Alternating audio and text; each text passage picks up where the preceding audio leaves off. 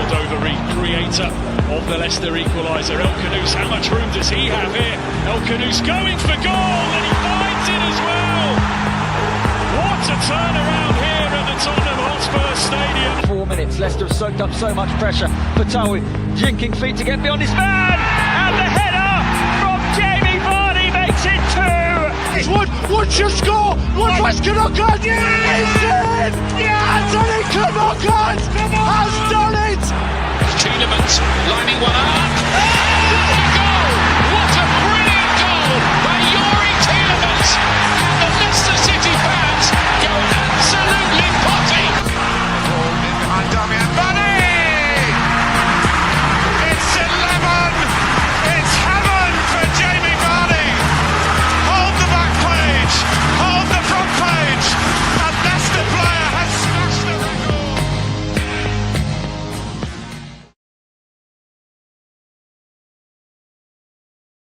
Good afternoon and welcome back to Blue Tinted Glasses. It's match day, Brighton versus Leicester City. We've got a lot to talk about in the next 15 minutes and beyond. We'll be here throughout the whole match, of course. We're going to speak about the team news, especially because it's different for once. So we'll get into that. Make sure to get all your comments in. Before we get into it, Anil, how are you doing, mate? It's an amazing day, so honestly, it's a bit depressing to have to come back and watch this game. I was having a lovely bike ride around Richmond Park, enjoying myself, sitting there thinking, oh, I could just sit here all day. I couldn't. I've got to watch Leicester play. That's honestly how I'm feeling. Yeah, Manny, mate. Yeah. What's going on, Manny, mate? How are you?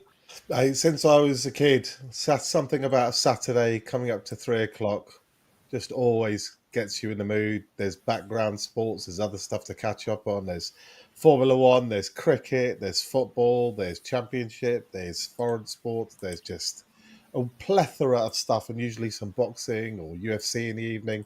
Just gotta love Saturdays. Yeah, absolutely. Until we lose. Doc, what's going on, mate? How are you? It's a great Saturday. I mean, I've even had to pull off the curtains. Look at how bright it is outside. It is actually sunny in Denmark for once. It is a lovely day. I did some morning shopping and all that, and now I'm ready to, as a football manager player, watch some kids in action as hopefully Aluko and Jake Evans gets his debut. Yeah, 100%. Before we get into the football, though, very quickly, you might be wondering that you haven't seen Luke on the channel for over a week now.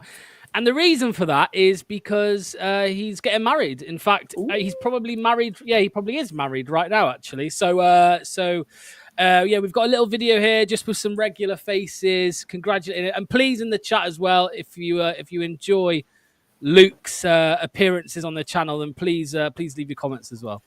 Hey, Luke, just wanted to wish you a happy wedding and many, many congratulations from the BTG team.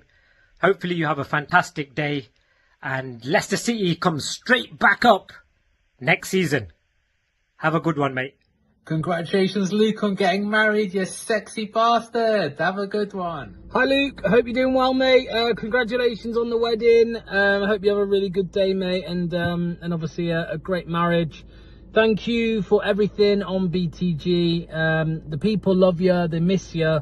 They can't wait for you to get back and start calling people donkeys and cunts. So, see you soon, mate. So, mate, happy wedding day. Hope you've had a brilliant day. Hope it's amazing. You'll love it. Remember, don't go to bed angry. Everything works out well. But enjoy it. It's fantastic. You'll remember it forever. Amazing. Congratulations to you both. All the best. Lucas, happy wedding day to you and Steph. It's finally arrived, and I hope the day is everything that you dreamed of and more. It'll be a day filled with love, and you'll have everybody in the room that you love and adore, except for the BTG group. Obviously, we can't all be there. But just enjoy every moment. It goes so fast. Eat loads, drink loads, dance loads, and just enjoy it all. And I wish you and Steph a lifetime of happiness, and whatever you decide to do for your honeymoon, I hope you have a great time, and we're looking forward to celebrating with drinks when you guys are over here in October time. Take care. Hey, Luke, Ragsy here. Congratulations on recently getting married. Cheers to you both, and I wish you a long and happy marriage.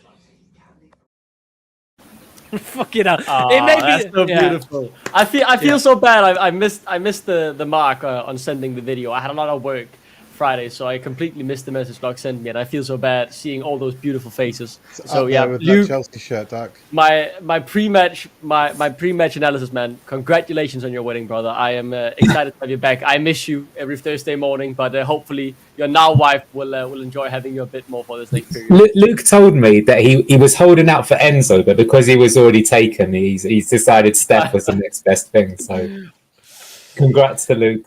Yeah, 100%. Quick comment here as well from Simon. Luke is bound to go up quicker than LCFC next season. We won't be scoring tonight, but hopefully Luke will. Anyway, right. Team news is out, of course. That's what you all want to talk about, and let's have a look at it. So it's on the right-hand side of the screen there, Anil. A few changes. What stands out most, mate? What are you thinking? What are you excited about there? Formation change. Woo! That 3-4-3 can go back in the bin. Do you know what? I think the 3-4-3 could have worked if he didn't use it in such a ridiculous way. Yeah. That's why actually I did send a video. It just got caught out. Lux didn't want to send me that glazing the Danes while Luke was celebrating his wedding. So I said it just was too busy with work, and I completely forgot all about Lux's message. Yeah. I do feel very bad, Luke. Much love, brother. Much love. But I mean, you mentioned the formation change, Anil. I mean, go on, address the elephant in the room. Not me, but the right winger, mate, in this team. It's a bit strange, isn't it? Well, I'll let you come to him in a moment, because actually, I actually think this is more the talking point, in my opinion, because he's been our best player since he's come on in the last 2 games. So he looked pretty match fit to me. I'm not sure why he's not starting. So for me, that's actually the more controversial thing. To quote Kate, it's like Rude has found Casey McAteer down the back of the sofa and realised that he's allowed to use him in the team, which I think is a reasonable option at right wing. But yeah, if you look at the squad, there are some exciting names there on the bench. But one name, we hyped him so much up during midweek. Where is Jeremy Monga? Yeah. Well, I mean, I'll come to you, Doc, because obviously it's not only about the starting lineup. I suppose it's the bench as well. There is no Monga, and we've just found out it's because of a ankle knock. But we do have 2 other youngsters on the bench, mate. Yeah. I mean, not any Aluko, but an Aluko on the bench instead, who is a fullback. I can't remember exactly what position. I hope it's left back, because we'll definitely need help covering that position in the years to come, and having a breakthrough left back would be incredible. And then Jake Evans, right, can play on both wings. I do believe he's primarily best on the left wing, but also played a lot on the striker position. Just 16 years old, playing for the U21s and regularly scoring there. So hopefully more debuts today. Sad to see no Monga. I think he might have started. I think McAteer is starting out of nowhere. Maybe McAteer was supposed to be on the bench, and with Monga out, McAteer got the call up. I'm excited though. I like we're going back to the back 4. I thought we looked better in it, and I'm with Anil though. If Ricky was fully fit, I think he should have started, but I don't know if he's just ready for 90 yet. Maybe just 45, because it has been such a long injury break, right? Yeah. Manny, mate, there is the team, like we said. What are you thinking about? I bet you are happy to see Okoli in the team, because that's one that you've been going about for some quite a rumours while. this week that he's been linked with Bologna in the summer. So we've got 6-7 games to go this season. Let's see if he's a player that we do want to keep and build around. How hungry is he to stay? Give him the chance to show that he wants to fight for his place and play next season. So definitely like seeing Okoli. Don't like seeing Luke Thomas, but I think I've given Luke Thomas enough grief in recent weeks. I still would like to see Woyo play. I agree with Duck regarding Ricky. I think we'd all like Ricky to start, right? So I can only assume that it must be he's just easing him in after a bunch of injuries. The last thing we want that to happen is you bring him in slightly too quickly when the games don't really matter, and he's out for another 6-9 months. So I don't mind easing Ricky in, although I'd say he's probably been our best player in recent weeks. For his sure. little cameos. Casey McAteer, should have sold him in January. Local lad, all great, but quality isn't there. So, I mean, he's down to play in maybe a 10 role. Maybe him and Bilal will interchange, but at least he's got some legs. So he can run. He does always work hard. He's quite solid defensively. I guess he could chip in with the odd goal, but we're struggling. I look on the bench and I don't see anything in particular apart from Jake Evans, which I applaud, and younger Luco, of course, that particularly says that I deserve a start. So much for muchness, but a couple of changes I would have made. Mostly it's okay. Any just quickly, Manny, though, just sticking with you a sec. Any thoughts on McAteer? I mean, because we've been saying for a while, that we were offered 10 million for him, and we turned it down. And Rude said, "Oh, he's going to play a part," and he didn't play a part for so long. Now, all of a sudden, just thrown straight into the starting 11 with the formation change. Well, I mean, we're at the stage where you can expect almost any game, any selection to happen because the games don't particularly matter. It might just be who's had a good week in training, who's shown a good attitude, who's earns the shirt for that particular weekend, which I'm not massively against. But £10 million for Casey McAteer, and you say no. I'm of the belief that if Root was actually serious with McAteer would play a part, I was fine with us turning it down on the back that we would see him in almost every single game play a part in keeping us upright. But I wholeheartedly agree in hindsight that, he hasn't played a part ever since really the Newcastle game I can remember when he was taken off, right? And we should have taken the 10 million. And I agree with you there, Manny.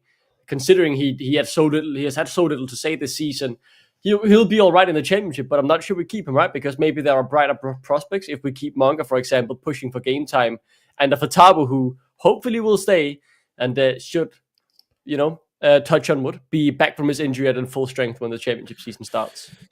Yeah, I mean, Anil... At best, sorry, it's just going to say, at best, he's a third choice right winger moving forward, and you're getting £10 million. At a point of time when you're going to have to lose assets.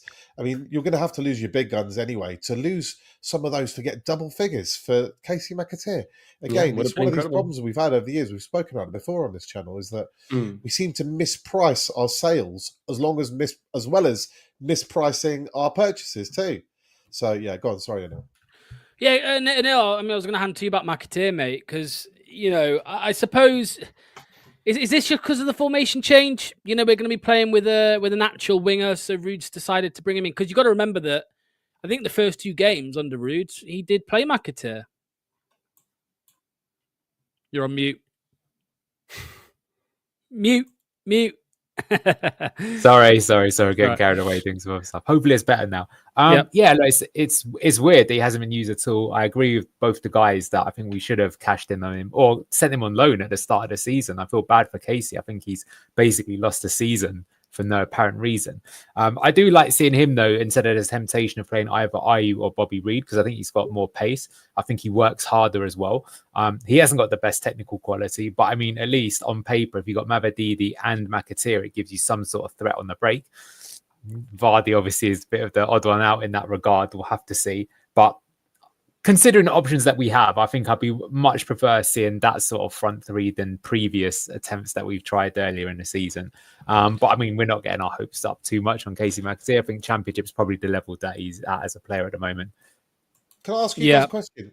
Just generally, like the teams that we've been picking, not necessarily just the formation changes, but do you feel with McAteer and Mavididi both starting today that, the way we know how Brighton play, right?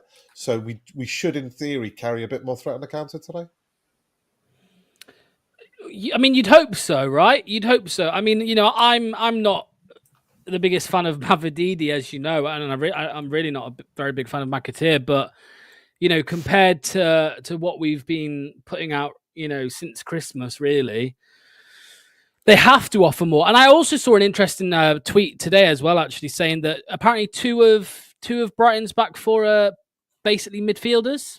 And correct me if I'm wrong, if that's true, I don't know. Belieber's listed as playing centre back today. Yeah, Belieber and also Hinshelwood.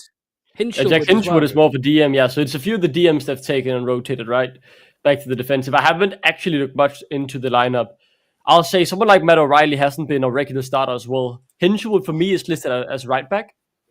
But yeah, Jan Cooper Minte also getting a start, former Odense Bold Club player who they scouted the city I now currently live in, by the way. Matt O'Reilly for us sold to Newcastle. I would have. Left-footed 8 would have been an ideal swap for KDH. Yeah. Similar to Dengra as well. It's a bit of a weaker lineup they've sent out. Brighton, Hove, Albion. They've not gone full strength, that for sure. Given time to some of the wonder kids they have in the team, you could say. And let's see if maybe we can capitalize on that. Belieber at centre back's mad, isn't it? That's crazy. That is a bit mad. Yeah. Hopefully he'll drop like some Ndidi or Daniel Amati level before. I think score predictions, Manny. Go on, Manny. Give me a score prediction. 2-0, Brighton. Okay, Anil. Yeah, same. Sorry to be a sheep. Doc, what you saying, mate?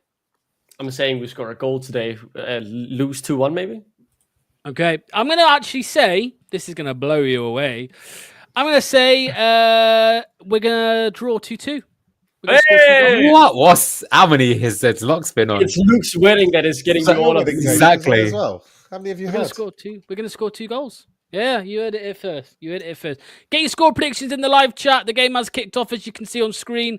In the top left corner, got the clock there and the score line. Leicester give away a foul already. Oh, look, Paul agrees. 2-2. Brighton 2, Leicester 2. Greg says 2-0 Brighton. I think that's the most likely outcome, I think, to be honest with you. How do we score 2 in one game, Locks? That's what I want to know. I mean, we had scored a while and then scored away at Tottenham, right? And then we scored 2. Maybe Bilal is feeling it today. Maybe Bilal is.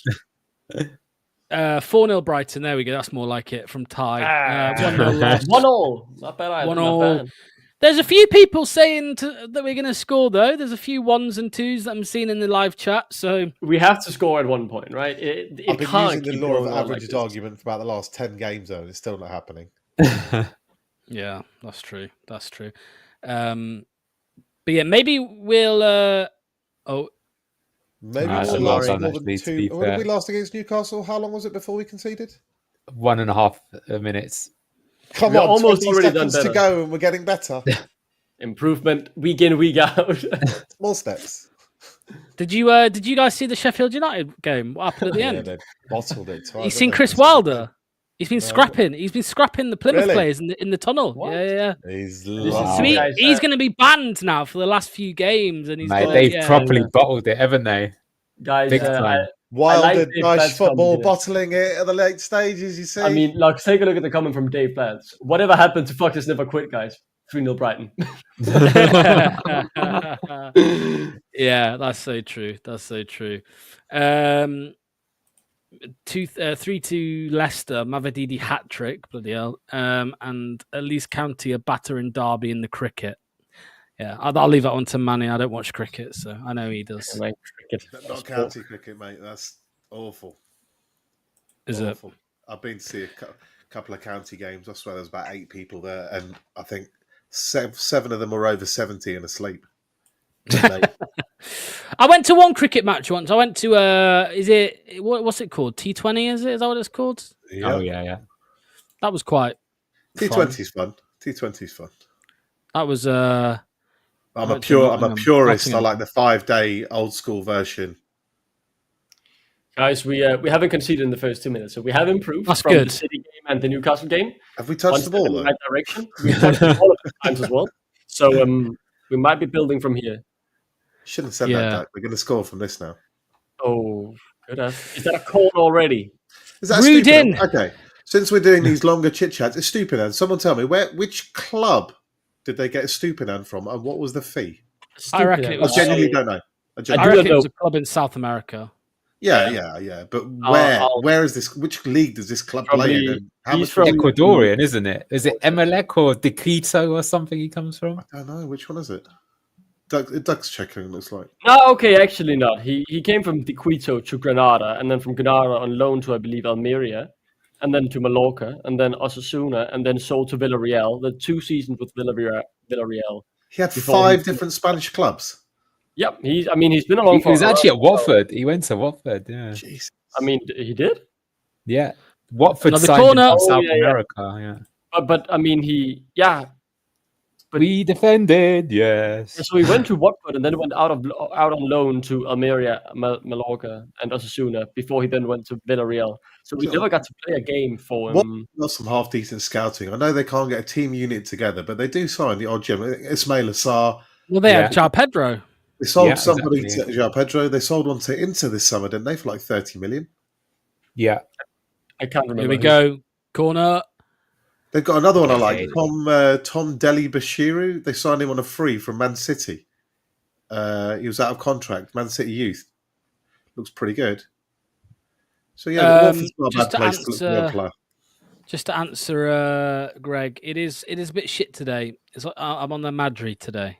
I thought you were drinking Heineken, man. That's straight up piss. Heineken ain't bad. Heineken is piss.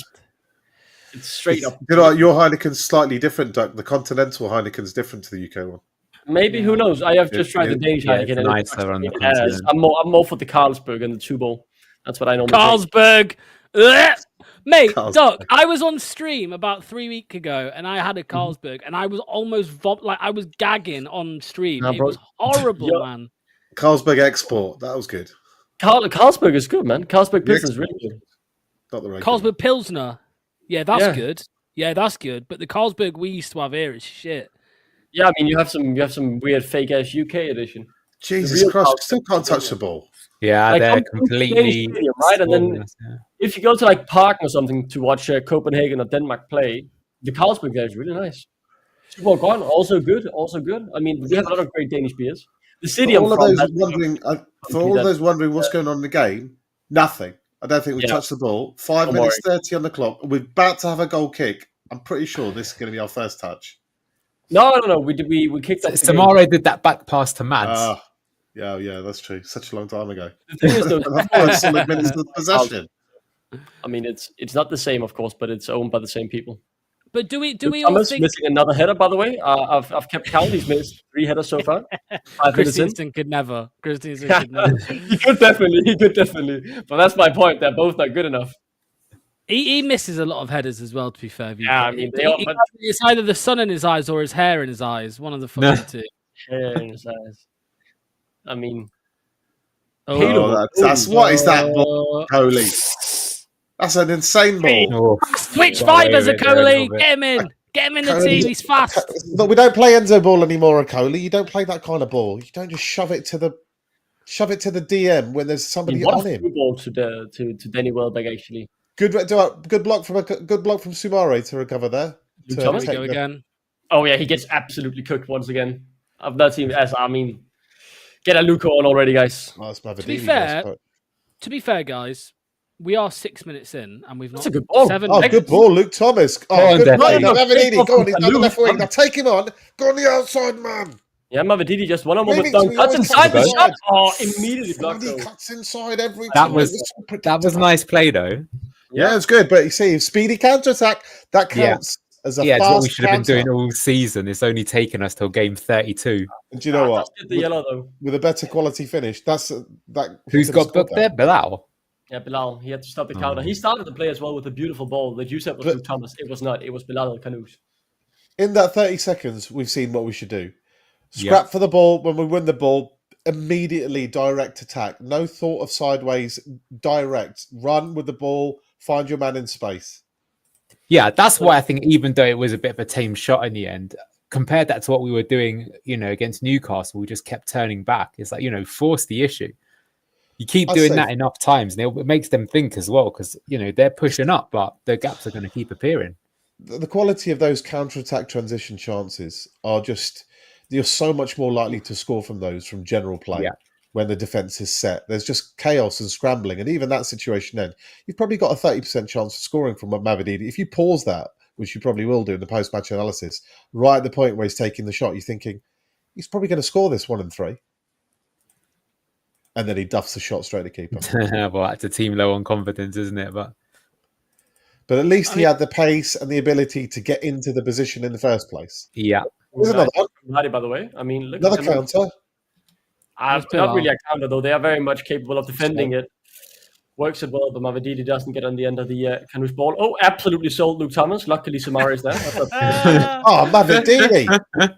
Tell you what, Mavididi, good bright start. Booba. I was saying with Mavididi, if he's going to have a good game by his start. If he has a sloppy start, he's going to have a sloppy game. If he has a good start. Come on. 1v1 against Arin Dangrada. Back ball! Oh, they should have scored that, I think. Yeah, they should have. For- Luckily, for Luke Doc. Thomas went He took that with his wrong foot. This is just a Luke Thomas hate along for Doc, isn't it? I hate it. This goes out to Leicester FC George on Twitter, who constantly calls Christiansen brain dead and has watched this for 9 minutes thinking it's better. Lucky there. Oh, The facts are they're just both shit. They're just Yeah, both and that's what I've been saying for so long. Well, people be like, oh, no. I want to say something before I forget to Anil. When I saw one of the goals the other day, and I was watching one of the very good analysis shows during the week, I realised that when a cross comes, our opposition are overloading the far post to try and get a 2-on-1. in between the left back and the centre back, and Yeah. they don't even bother with the near posts. So when we end up with a back four, the first three defenders, the right back, the Yeah, two do centre backs, nothing. are almost completely out of Yeah. play, not marking anybody at all. And it's not just one team now. I must have seen 3-4 teams doing this. Just saying, if you Yeah. cross far post will get a 2-on-1 against the fullback. Yeah, it's happened to us all season. It happened under Cooper as well. Nah, that should be a corner. That I've liked McAteer so far. He's had a few defensive actions, and he's willing to push high and use his energy, which is what he really brings. Right? It's not the technical ability, but the athleticism in him. His off the ball work as well is normally very good. Yeah, and I like that. Right, it's what we need at this point. I think Graham. I have a sad point to him. He says because Fars is not playing, we'll win today. I've realized that the last goal we scored at home in all competition was Fars Worldy against QPR. That was January, by the way. We haven't been at home since then. Did you see that? Did you see that? What he just did? No. What a bit of skill that was. He did a Stupid, Neymar. He did a fucking Neymar back heel. And that's João Pedro, right? I believe João Pedro looking Yeah. for the cross. Can't get it in. Oh, Caleb Crowley, that is horrible. Adingra tries to beat James Justin and does. Oh, we're getting away with it here. Oh, Getting away with it here. By the way, am I the only person? I don't think I can't be the only person on this call. Do you steal beer glasses? No. No. What? You have to steal. Do you know what they'll do in Denmark if you do that, man? I mean, they'll be charging me down. Law-abiding citizen. If I'm in a pub and I see a nice glass, it's coming home with me. 100%. Coming No home. question. Jippo. So unbelievable. It's so tight. I don't like this. High glass. Sorry, Besides, really- I'm very. Are you like? I don't know. This is probably part of my OCD stuff, but the glass has to have a certain shape, otherwise I won't drink from it. Yes, this is my favorite shape. Is that yours? This I is just one like I stole. I like the straight, angled one, nice and simple. What for a beer? A beer in that? Yeah.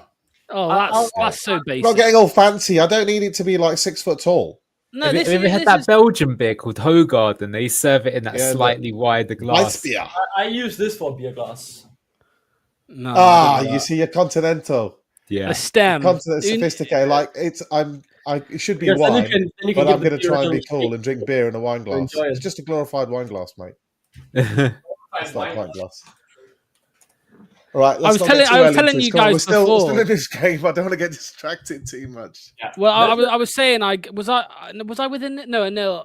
Wait, Anil. When I was with you, did I get the pint glass or the coffee cup? It was the coffee cup, wasn't it? I got a pint glass from the club shop, and honestly, no word of a lie, every beer I had on stream, it was flat.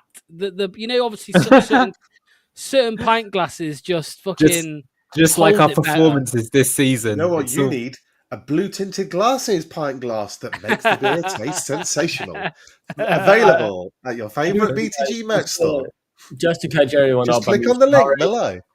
What are you saying? Murray has left the field and he's not come back on, so we're down to 10 men at the moment. And instantly after the goal kick, Brighton are back on the attack. Adingra's been horrible to play against so far. He has, but that haircut is I can see shocking. again, though. What I mean, is that? He Another deserves it. high press from him. Yeah, that's what he's really good at. But Tries to the get it problem- through, though. He's the not problem is at the end of it, though, losing the ball, but he does the first bit well, but then just loses the ball. It's like It all a adds up DD, though. innit? If you keep going, you tire them out and you make them think about. Yeah. You'll think about them a bit more, won't you? Like we've always said, haven't we? You're not worried about Jordan Ayew running in behind you because you give him a 10-meter head start, you'll catch him up. So Murray back on the field as well. So back to 11 here. I see he looked completely fine, in my opinion, walking back on. Doesn't look to be limping or anything. So hopefully he can carry on. it's hard to tell with Boober. He's so one-paced, isn't he? He's just always Just having as a the- metric, Brighton really need to win this game, don't they, for their Champions League hopes? Do they have Champions League hopes? I thought they'd fallen Oh, off. maybe not. Really No, maybe beginning. not. I think they're more Europe, battling though. for general European. Europe. There's 5 teams Still getting to the Europe, they're Champions League fighting. this year. Remember that. Did you see Yeah, there yeah, could be but they're fighting 7? for the There title. could be 7 Champions Could be League 7, yeah. teams. It's Yeah, nuts. in Seven one already. area, right? But Well, it's Classic not the Leicester. That the one time that happens, we're having absolutely awful, real sliding doors moment. If we could have held out a few more seasons, It's looking like it could be an Arsenal PSG final. That would be a bit of a belter at this stage. yeah, Imran says it's like watching a Championship versus a Premier League team. I mean, it is. But I mean, that is essentially what it is anyway. Though, if you think about it, It's very scrappy when we're on the ball. I actually don't think we're even that bad, but Brighton should have scored at least one already, which is a fair. We do have a bit more spark about when we can win the ball in sort of around the centre line and then spring on them with a. We can't quite get the support numbers up first yet, but there is a moment of danger every time we do nick it. Brighton are just really, really good technically, and that's one of their biggest strengths, right? Especially in attack, they can really play in the small area and just outplay us despite really grouping up. I think our midfield is more physical than theirs. Matt O'Reilly isn't very physical of a player, but look at that. Look at where they're lined up now. There's a back five unit. It's just a triangle. There's two centre backs. There's a pivot, and the fullbacks are basically wing backs, even though they're just it's what Man City done to us as well. Oof, young Kubaminti. The thing is at least it looks like we have a threat when we do, break on them, which has been missing in many matches. Doesn't mean I think we're going to score, but at least it's asking the question. Nice turn from Pedro. Caleb Coley. Wrong side of him. Just get an Almond. And Didi finally creates some room, man. Coley's had a bad start. My man, Coley's had a bad start.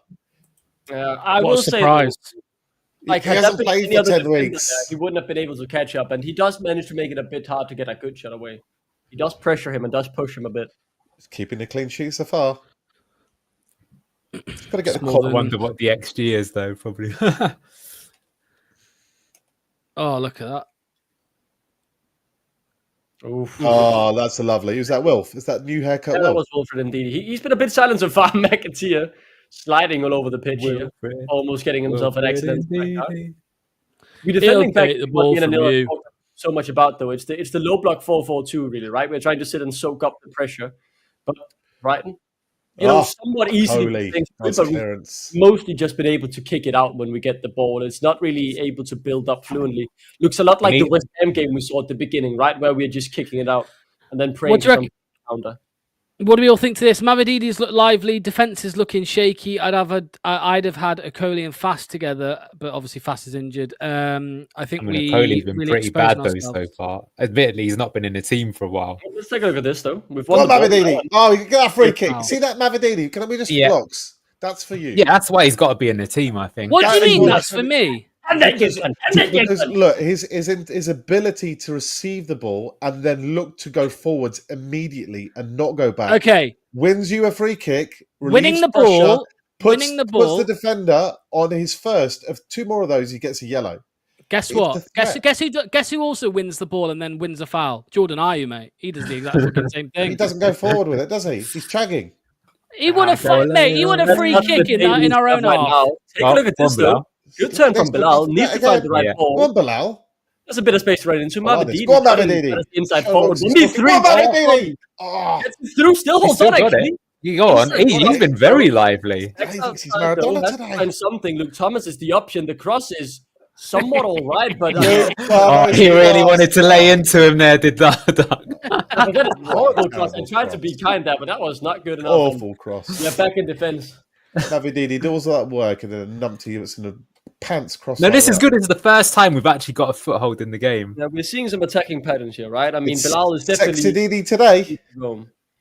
Let's see here. At least he carries it. Look, I know. Oh, the second. Well done, Will. He won it back. Yeah, he won it back. Look, okay, this is good. So we've ridden their pressure now for the first time. We've had the spell of possession here for a long period. This is actually quite good.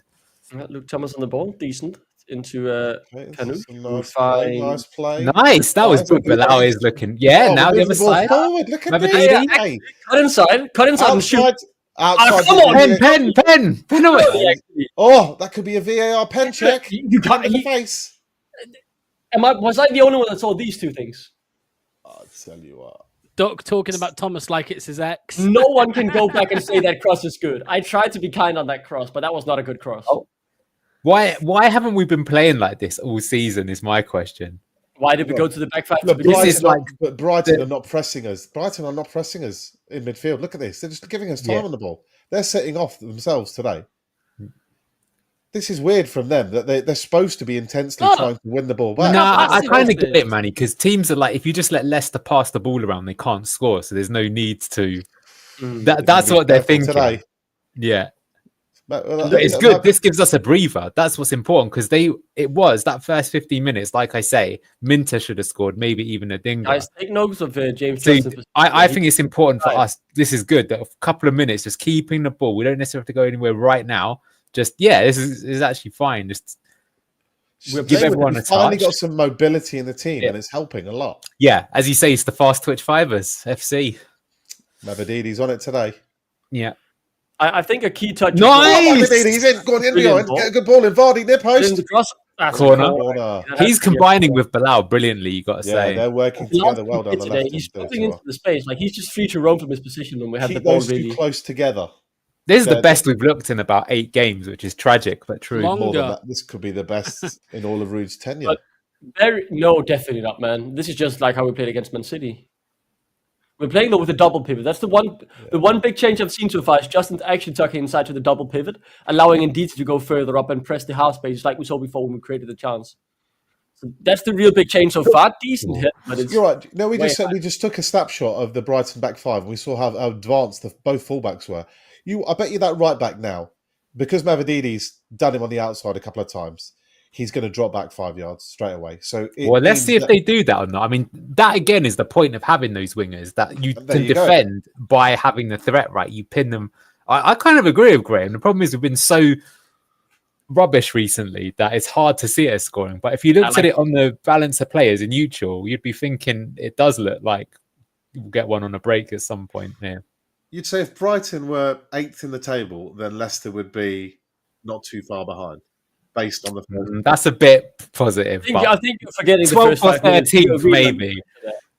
Which I suppose is not too far behind. I suppose depends on your definition. Oh, Luke Thomas! Oh my god! Thank you for Minter. Oh my god! Honestly, Luke Thomas. Like Hinchelwood, Minter again on the ball. They are playing around Luke Thomas. Luke Thomas! Oh my god! What are you doing, man? It's not Sunday League.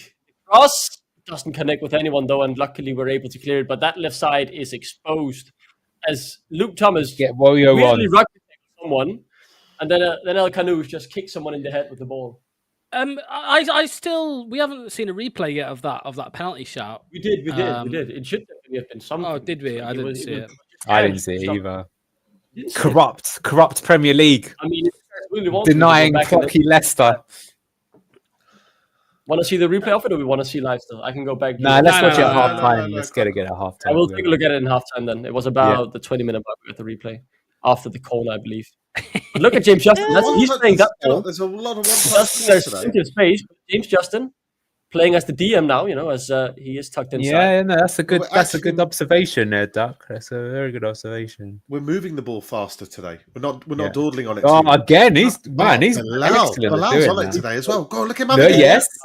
Go on then, man. Upside McAteer, push the box on back. On the outside, on the inside again. Shoot, no, he had McAteer. Oh, that is greedy, bro. That was really greedy. It's greedy. Look at Casey McAteer's reaction. He did everything good up until that point, but look at Casey McAteer's position. Oh man, look at no, that is scandalous, Steffi. That is shocking. He sees McAteer's head lift. That's absolutely scandalous. Because the thing is, as well, is I get it, right? Like, as a player, you want to score goals and things like that. But it's like if you're the manager and you actually see them make the pass there and you score from it, I actually would give my player more praise than doing what he did, because making the pass is like how the team's supposed to work. How the hell were we playing RU and Cordova Reed above the mobile options? No, but let's not rewrite history. We've seen Navididi in the last... We had a theoretical point, and today's our chance to explore to see if that point would work in reality, and it's working really well. No, but they're not pressing us, mate. They're not pressing us. RU would have a better time against this fucking team, this Brighton team. He wouldn't have the legs. No, he hasn't got that pace on the break. I mean, to be fair, Locks, what I would say with the way Mavadidi's playing, a top coach, maybe even someone like Enzo, would consider hauling him at half time for how wasteful he's been. But the thing is you can see that having a fast player in that position makes a huge difference. And we've even seen Casey McAteer do it a few times down the other side. So again, it was dumb in the summer. Like, why both those players that we signed?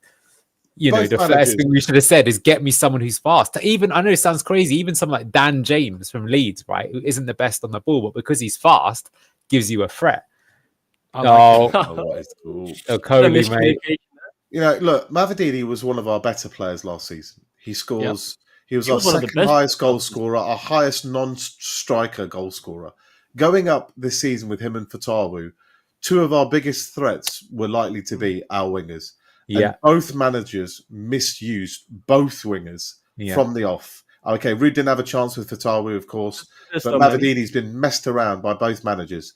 And he's going to have... Why did we not sign the third one, Manny? That's what's crazy to me as well. We need four in the Premier League. Yeah, Akgun returned, remember? So I thought it was, and Ayew is not a winger. Bobby Reed's not a winger. But they bought that. That's probably what they were. You know, when you look at your squad makeup and you think, oh, we need a third and fourth choice winger, they're the ones that were chosen to fill those slots. Now, that's a personal choice between manager, backroom team, everybody else. That was your choice. You chose to go for experienced Premier League know-how. It's been absolute crap all season. And finally, when you go back to the team that was actually, or some parts of it today, that actually did carry a threat. I think Anil showed during the week one of the goals against Birmingham last season where we broke away from inside our own half, right? And Mavadini is front and central again because he's going to have one good game, two bad games. But at least that's one good game in three. We're having 0 good games in 3. We're having 0 good games in 15. And he's been on the bench for the last 8-9 games. And I'm beyond banging my head going, why? Because this is what he can do. And what has our alternative done? Absolutely. Alternatives have done nothing. Well, it's also with experience as well. You could also have signed experienced players that at least have a bit of pace about them. That was a brilliant ball. Now, he's cross back inside. Block immediately. Connor Cody, they're claiming handball. Don't think it happens. Looks to be right in the body. A Stephen Taylor moment, though, where he's holding his stomach. Who put that ball through? Was it O'Reilly? No, I don't think so. I think it was one of the defenders. That was a great pass. Brilliant pass. Just had a shot, but it was blocked by Connor Cody. Yeah. I don't think that's a penalty call, despite the camera focusing on just the referee. I didn't see any hand action in it. As production trying to bait us into thinking anything should be happening from that. But that means that Brighton can't just turn it on in a second like that, right? One good ball and you are through our defense. But I do like the fact that our defenders can at the very least keep up with our attackers in this game, which is something we rarely see. It looks like the central areas of both ends are quite compressed. So teams are getting joy when they get it into the wide areas. Their wingers are having a bit of joy. Our wingers are having a bit of joy. But I wouldn't say there's been any clear-cut chances. There's been half-decent chances from 15, 18 yards for both teams, but nothing where you'd say, oh, he absolutely should have scored that. Let's take a look at this one more time. The cameraman doesn't even catch it. But there is a claim for a handball. I see the Stephen Taylor moment here where you handball it and then hold your stomach. Oh, yeah. Oh, bro, that's a handball. That is a handball. That was Stephen Taylor moment because he tried to hold his stomach afterwards. Do you remember when Stephen Taylor did that? Nah, that's dumb from Cody. Come on, bruvs. Why are they showing this footage? They definitely had better footage in the replay we just saw before. It depends where his hand is, doesn't it? If it's by his side, but that is it is by his side, and it does come at him fast. They're going to give it. Look, he takes it out. Sticks it out. Yeah, I think that's a pretty clear handball to me. They've gotten to it on the back line too. Yeah. Look how he goes down. He goes down looking like he's injured. So that's exactly. Yeah, no, he played for it. You know what? He's another bozo, Cody. Look what he done against Crystal Palace earlier in the season as well. God. You know what? Let's wait and see. Maybe the referee paid up to help us out. That's a penalty. And I do think they are going to give it. Yeah. I think it's a fair enough call. I'm a bit saddened because I think actually Luke Thomas might have gotten to it on the line, and that would have been very much appreciated. What's he doing now? Moving his hand towards the ball and open play. Bozo. And a yellow card to be given. And a yellow card. So we're now praying on the last stain on the field. Mads Hermansen. That's 2 pens from Cody this season. That's why terrible signing. Experienced player doing the job, really helping us in a relegation battle. Absolute shite. Honestly, when you watch the replay of that, he actually has moved his arm towards it. Yeah. João Pedro for them, is it? I assume. Yeah. All right, always play this game. Which way is he going to go, guys? Left, right, middle? Bottom left. Panenka.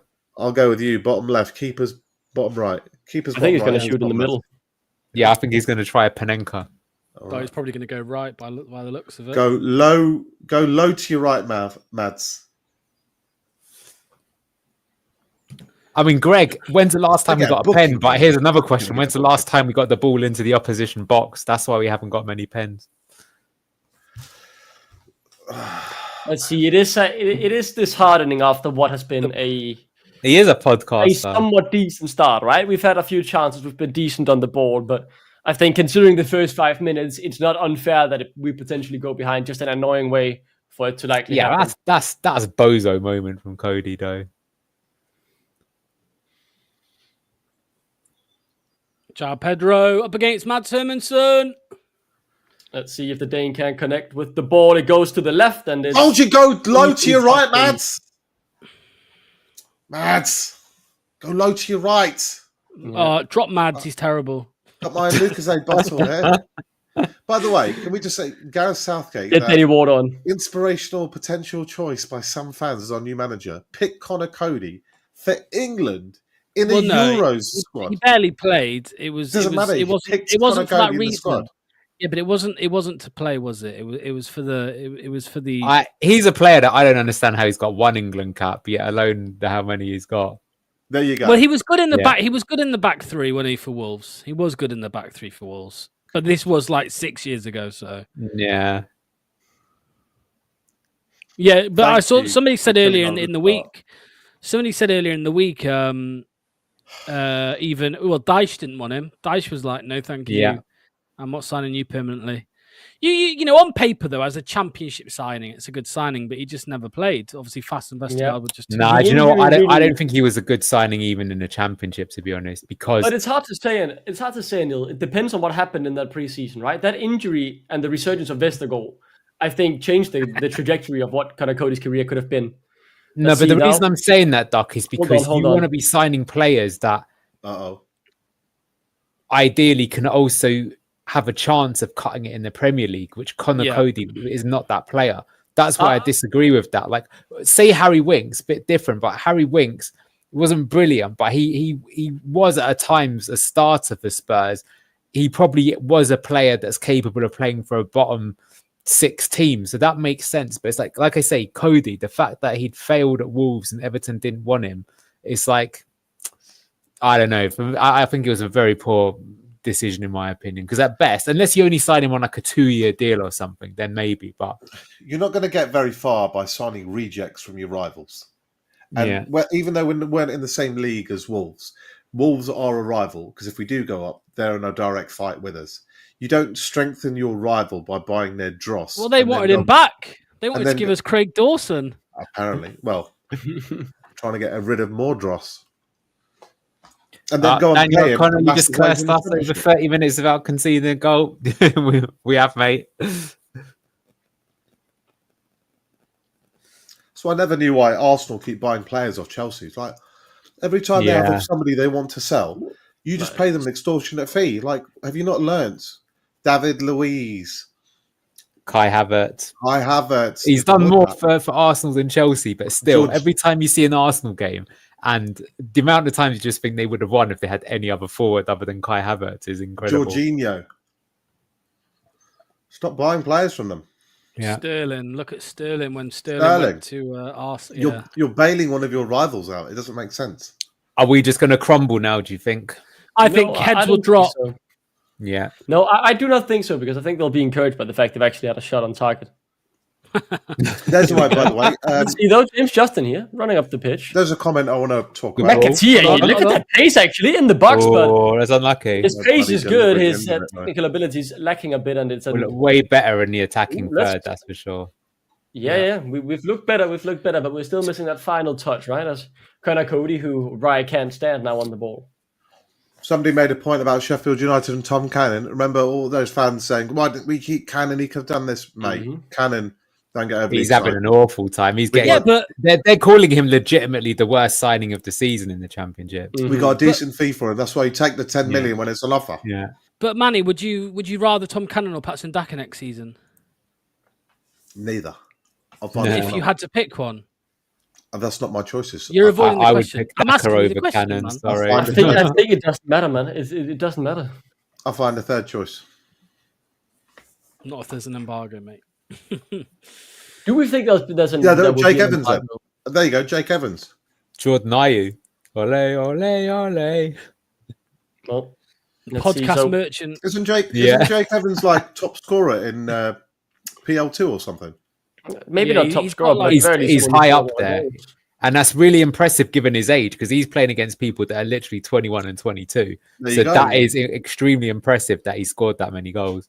Just give him another 6 months or another 4 or 5 months, and by August, September, you're closer to we could take a bit of time to talk about that. But actually seeing these players make the bench is pretty exciting, because let's be honest with you, so far Seagrave has been a disaster. But if we can start producing players, even if they're just championship level, even if they're just Casey McAteer level, we just saw that there was a £10 million offer for him. So, if we actually starts doing that, then eventually, nice turn. Mamadini, beautiful. Play back to Thomas. Play back to Thomas. Play back to Thomas. He's beaten one. He's beaten two. He's beaten three. This time he can't. Justin, who can't really do much, plays it out. No, he is. He's definitely inverting in, as you say. Yeah. Crossing, finds Indeed in the half space. Get inside the box. Get in the box. Oh my God. Imagine if it was Luke Thomas. That is classic Enzo with Wolf getting into the 8 channel down the right. Was good play. Very good play. Yeah, great piece of play. I like our attacking pattern way more when we have when we're tucking the right back inside, allowing someone like Ndidi to attack the half space, right? Because that gives the right winger the support that they so desperately need. Because Canush mostly plays alongside Mavididi on the left-hand side. It's Enzo's system. That's what it is. It is basically just straight up Enzo's system in Rude's body, right? But he's got Justin instead of Ricardo. Luke Thomas with the shithousery long throw. Actually pretty good throwing, to be fair. Pull it Go back, on, shoot. Oh, that's a bad back pass. And now we could we might concede here. This is the problem. On with the Jets. Look at Poli's pace. Look at his pace. Look at him go. No, that is because Vestergaard will be nowhere near that, right? Vestergaard would have still been in the goal, mate. He would have he would have been fighting. To answer your now on the question, left back, Luke Thomas, 1v2, completely gets bodied and it's in the box. Get it out, man. This is horrible. Oh, we are leading a charmed life there in front of our own see goal. The counter, the value of the counter chance, though. It just causes so much chaos. You get a good quality chance from it. Yeah. To answer your question, Manny, Jake Evans is the 3rd top goal scorer in Premier League 2. 10 goals. How far is he behind the others? Do you know? 1 goal. Oh my God! What is this? That's really impressive. He could easily be top scorer soon. The two. So he's 17 now. Jake Evans. Jake Evans is 17. The 2 ahead of him are 19 years old. I've just realised as well I haven't changed the score. There you go. Thank you, Keith. Mate, that's alarm bells when you've got a 17-year-old outperforming effectively 19. Oh, hold on. They've missed the ball. Dunk horrible. Find Mavididi. El Canous finds him. It's a great opportunity. 1-on-1 basically. Cut inside. Do something here. Tries to grab the shot. Gets a big goal. We scored a fucking goal. 15 hours be done. Get it, City. I'm level 2. You fucking spawn. Baby, sexy Nini. Go on, sexy Nini. It happened. I can't believe it. Luke's wedding day present. Oh my God! Who would have thought? You know what? We actually deserve to score. That's the thing. We fucking scored, lads. Yeah. Woo! Sheep shagging fucks is our bag. How shit must you be? We scored a goal. That's a good counter-attack goal. This. Yeah, well, why have we not been doing this all season? Who would have possibly thought that playing a counter-attack against teams better than you could be a good tactic? He's had a keeper. The keeper's had a nightmare, but we don't care. But he's asked the question and he's asked it twice. Yeah. Low and hard. Bilal with the assist.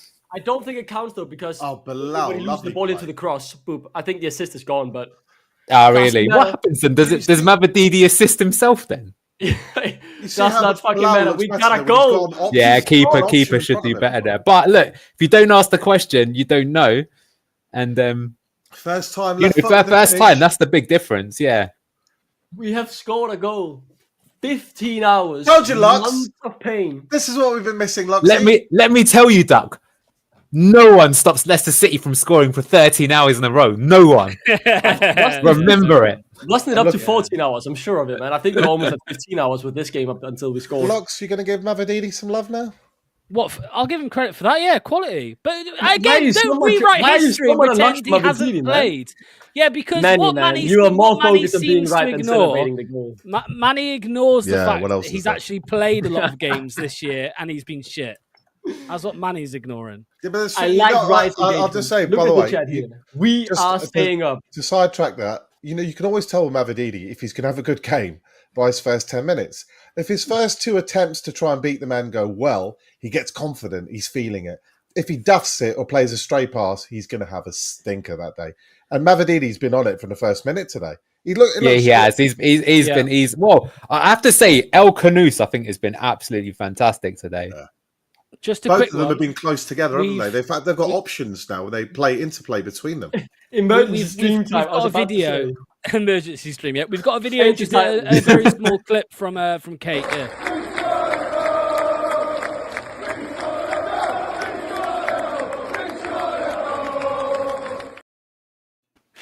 Real time. Emergency lives to Kate in the ground. Yeah. Interview her. What's it like to score a goal? The greatest game. Yeah, let's not get into all that. They're trying to play the long balls over the top. They find João Pedro in the box. That is not a penalty. From James Justin. Why does Hammonds not just pick up the ball though? Instead, kind of Cody clears and Brighton remain on the attack. Yankuba Minte battling up. It's just really disappointing that we haven't really gone for this setup all season long because we might. It's open. Oh mate, He's out getting some sweets for dinner, but watch the runner. There's nobody else to watch. Do you get the feeling though that Brighton are missing so many gilt-edged chances that it's going to be one of those that we do actually win the game because they should win like 7-1, but they end up Football Manager. You just look at it and you're like, I had 90% possession, 26 shots on target, and you lose 1-0. If I'm honest, I thought Brighton that was good play by Pedro. Oh no, they're going to give them another pen. No, that is not a penalty. They're just showing. They got a pen from our own stupidity. Like, look, that is never a pen. Yeah, that is definitely not a pen. Brighton are not pressing us. We said this early. Like they're giving us a chance to get in this game, and they're also losing it in midfield. And that system, we know that system is vulnerable to transitions if you can win the ball up quite high. Yeah, and we've been winning it quite high. And Bilal and Mavididi in particular have been finding each other with. To be fair, Casey McAteer's been solid today. Oh, that was good play. Mavididi. Switch it up. Oh, he's feeling himself now, isn't he? Yeah, checking a bit. That was greedy though. He had Samari on there. That's right. You beat the first man, and then you're in open space. He's feeling confident. Get the ball to him. Give it to him again. Lilith, I get it. That's the thing with last season as well. It's like if you play the ball out to either Fatawu or Mavididi, even if they lose the ball, it's like that's the point of the system is you want to get them one-on-one. And you're like, if I give it to this player one-on-one 10 times, they're going to beat their man, let's say twice, and that's going to generate a scoring opportunity. It's a fair enough way to play. You've got to have some people on the team that take risks. If everybody's almost man for man, then at some point somebody's going to have to beat a man to get yourself to find an extra man somewhere and create havoc and create space. So once you beat that first man and you break through that line, then there's panic ensues after that because the next person doesn't know, am I supposed to go to him? Am I supposed to watch my man? There's a chance there's going to be created somewhere down the line. But you need to have the ability to win the ball back, but second, the ability to then carry the ball forward directly, quickly, immediately. Oh, that was unfortunate. Okay, they probably should have scored that, but that was a fortunate chance to get that. It was. No, I was going to say that just in that little break, here, right? Look at this. Can you see this here? Oh, this is. Yeah, go on.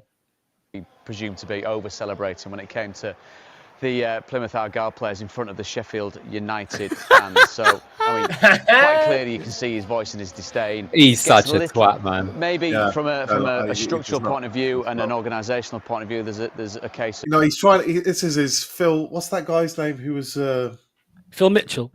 In the break, guys, we the want to guy go back. Who did his half-time talk on the pitch at the Premier League. Phil Brown. Phil Brown, whole manager. Yeah, it was Phil Brown.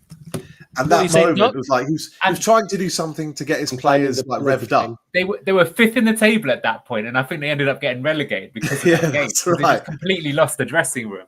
You're gonna lose people like that. Like, I don't think that's a pen. A big bozo moment. Yeah, I'm not sure. It's a pen. Manny, are you seeing the game? The penalty claim is coming right up on the replay for you.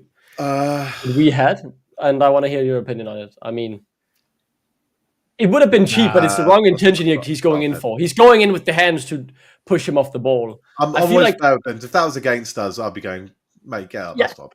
but it's one of those moments where it's just dirty played, right? You're using the dark arts that are a bit too much. You're not making a clear cut pen, but it's poor taste going in like this to get him off the ball, right? But it's not no touch football. You are allowed to have some. Yeah. But you're not allowed to use your hands to just push someone one away. It was almost a little bit clever. If he was a bit higher towards the face, then it is a pen. But he managed to keep it sort of. It's like a handoff in rugby. Oh, they are missing a lot of sitters. That's what makes me now pressing high in the box could try and win the ball, but the Brighton defender. But that's a free. What the fuck? Whoa, wait! What You can have a card. That's a yellow card. They didn't do anything, man. Yeah, but this is good that we're rattling them. You know that. Yeah. We're in their face. That's been another aspect that's been missing all this season as well. It's like the fact that we're just so tame and like, you know, getting cucked by these teams, as Luke would say. You want to see him gets a yellow card here, man. He'll book both. That's normally what they do. But Casey, but he shouldn't. Casey shouldn't get a book. Yeah, he didn't get it. He didn't get it. Yeah, he didn't get it. Casey did nothing. Yeah, Estupinan, you little bitch. Fuck you. Why did the game stop? Was there a foul? McAteer made the foul apparently, and then Estupinan. What a bitch, man! Look, that's just a duel. We saw the penalty claim right before. He tries to go in for the ball, and look, I mean, sheep shacking bastard, man. Sheep shacking. Why do you keep saying sheep shacking? That's okay. The duck. That's for the Welsh. And there's for only the Derby two sets fans. of people who get accused of that generally. It's yeah, people Manny, get the champagne out of the fridge. Yeah, get the champagne. I don't have any champagne. I have some vodka lying around, but I don't think you want to see me guys on that. Oh, actually, I've got guys, Jägermeister too. Actually, I'm pretty sure when we score a goal, Manny said when he scores a goal, he's gonna try the white chocolate M&S cookie. I'm pretty sure he said that. You've done him a proper bro moment there. I've never tried this one live. This is a BTG exclusive. They're pretty good. They're pretty good. I've had wait for anyone wondering. 5 minutes of edit time but before the white break. chocolate one. Yeah, 5 minutes. Bourbon Fox says blow the final whistle. Oh, that's a good through ball. Actually, Luke Thomas a bit under pressure, but the defender heads it back, and now there's a whole heap of space for Matt O'Reilly to hit the post. And it gets kicked back out by Caleb Okoli. What is the XG, do you reckon? It must be absolutely insane. We have gotten away with daylight robbery here. It is they're on 2.11 XG. And how much have come down the left side? I bet it's 1.5 as Well, Manny, what do you think? Misses another. What do you think, Manny? Very good. Give us a Jaeger shot. You know, they did a mini egg one. Right. They've released a mini egg one recently for Easter. Really? Limited edition. Yeah. I was there yesterday. I'm going to have to go and get some more. Bit too sweet for me, mate. Bit too sweet. I like that. I'm brown. I've got diabetes coming. Yeah, they scored from a pen, Ethan, but they probably should have scored about 4 from open play as well. So it's they definitely deserve to have a few goals. That is 0.38 is like leagues ahead of like what we had against Man City. What are the XGs in Neil at the moment? Everyone 2.31 for Brighton, 0.03. I'll do a Jaeger shot if you score one more goal. Really? Okay. I'll do it next goal.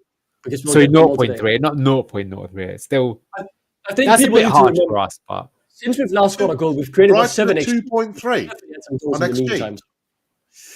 Did you say Brighton at 2.3 in XG? no, 2.1. That's still pretty big. Next person to become a member. No, I will not do a vodka shot. I can do a Jägermeister shot for the next goal, guys. That's all I'll do. But I'll drink it straight on the bottle. I don't want to clean a. When's the last time we got in a hard? I'm not even going to curse it. What am I even Don't thinking? jinx it. Oh my god, they're playing through him like he's not even there. Don't jinx it because that's. Oh my dude! Please get a Luca one. Please get a Luca. Come on, now go! Now we got a chance. Go on, Mav. They probably should have. Bilal. Absolutely not. He's on the break. Mav. Rebound. Go He on. absolutely wins one. Beating him again. But if someone else catches up, he has to turn back and wins the Book free him. kick. Book him. That's brilliant play from Mavididi and Bilal. Again, those two are linking up beautifully today. Beautifully. There's a live partnership with those two. They're feeling each other. They're playing off each other. They're one-twoing with each other. Mavididi must have beaten his man 6-7 times today. Yeah, already. let's have a look at his stats. He's been good, man.